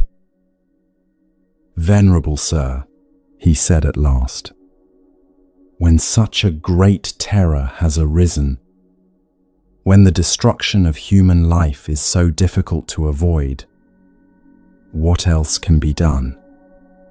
What else is there to do but to live by what is true? To act with kindness, to do what is skillful while there is still time. The Buddha looked at him for a long moment. "I declare to you, great king," he said, "I announce to you, old age and death are rolling upon you." The king sat very still. "Old age is one mountain," said the Buddha. "It is rolling from one of the four directions. It is a slow mountain. It cannot be stopped. Whatever you have, it does not care. A king's body turns grey the way a farmer's body turns grey. Sickness is another mountain. It comes when it comes. A treasury will not turn it back. An army cannot be sent against it. A wall will not keep it out of the bedchamber. The loss of the ones you love is another mountain. It is rolling toward every person in every village, at every hour of every day, and it does not ask whether your house is large or small. And death is the fourth mountain. It is the one all the others roll ahead of. It moves at its own pace. It does not negotiate. When the four mountains are rolling upon you, great king, said the Buddha, what is there to do? Pasenadi bowed his head. Venerable sir, he said, when the four mountains are rolling upon me, what else is there to do? What else is there to do but to live by the Dhamma, to act with kindness, to do what is skillful while there is still time? Let the whole conversation sit for a moment before we move. This is one of the most straightforwardly honest teachings in the tradition. The Buddha is not offering the king a trick. He is not promising him immortality. He is not offering him a way to stop the mountains.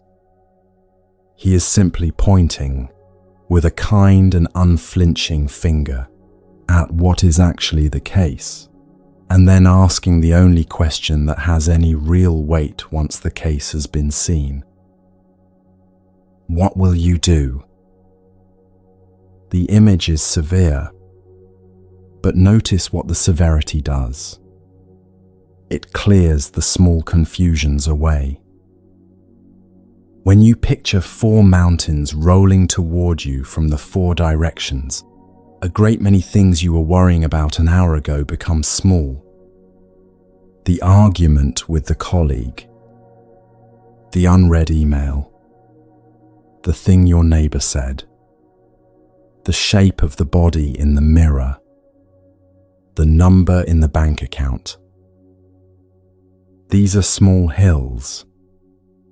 They are not mountains. There is something therapeutic about letting the real size of things come back into view. The heaviness you have been carrying this week, the real heaviness, is usually not the small hills. It is the quiet knowledge, underneath everything, that time is moving, that people you love will not be here forever, that your own body is going in the direction all bodies go. When you name the real thing, the small hills stop pretending to be mountains, and the air in the chest loosens a little, because the mind is no longer fighting a shape it could not name. This is one of the medicines the Buddha keeps offering across these stories. Not the medicine of escape, the medicine of seeing clearly. Now sit with the king's answer because the king's answer is also the Buddha's answer. When the mountains are rolling, what is there to do? To live by the Dhamma, to act with kindness, to do what is skillful while there is still time. Hear how quiet that answer is. It is not dramatic. It is not the answer of a man who is panicking.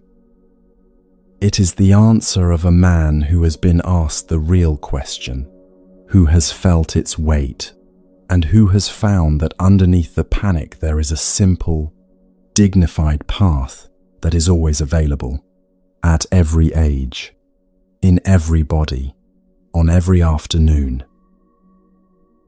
The practice does not save you from the mountains. The practice is the thing that can be lived even while the mountains are rolling. These are two different claims, and the tradition has always been careful about the difference. No teaching in this lineage will stop your body from aging. No teaching will prevent the ones you love from going ahead of you or behind you through the door that opens once for each person. No teaching will hold back the slow mountain that is already a long way along the road toward where you are standing. What the teaching offers is different.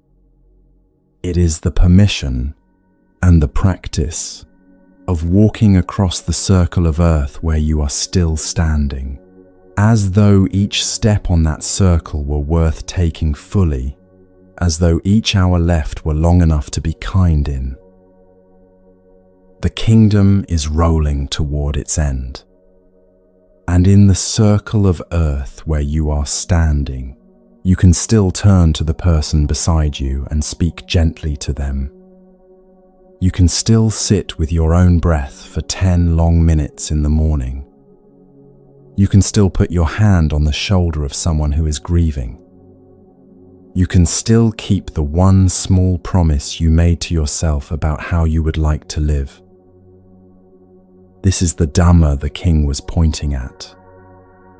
This is what the Buddha was asking about. This is what is available, even now, even tonight, even in a life that feels heavy. Notice something else about the king's answer. The king does not say, "I will fight the mountains." The king does not say, "I will build a higher wall." The king does not even say, "I will try to live longer." The king says, "I will live by what is true." Living by what is true is not a heroic act. It is a small and steady act. It is the way a person sweeps a floor when no one is watching. It is the way a person tells the truth when a lie would be easier. It is the way a person stays in the room when the room is difficult.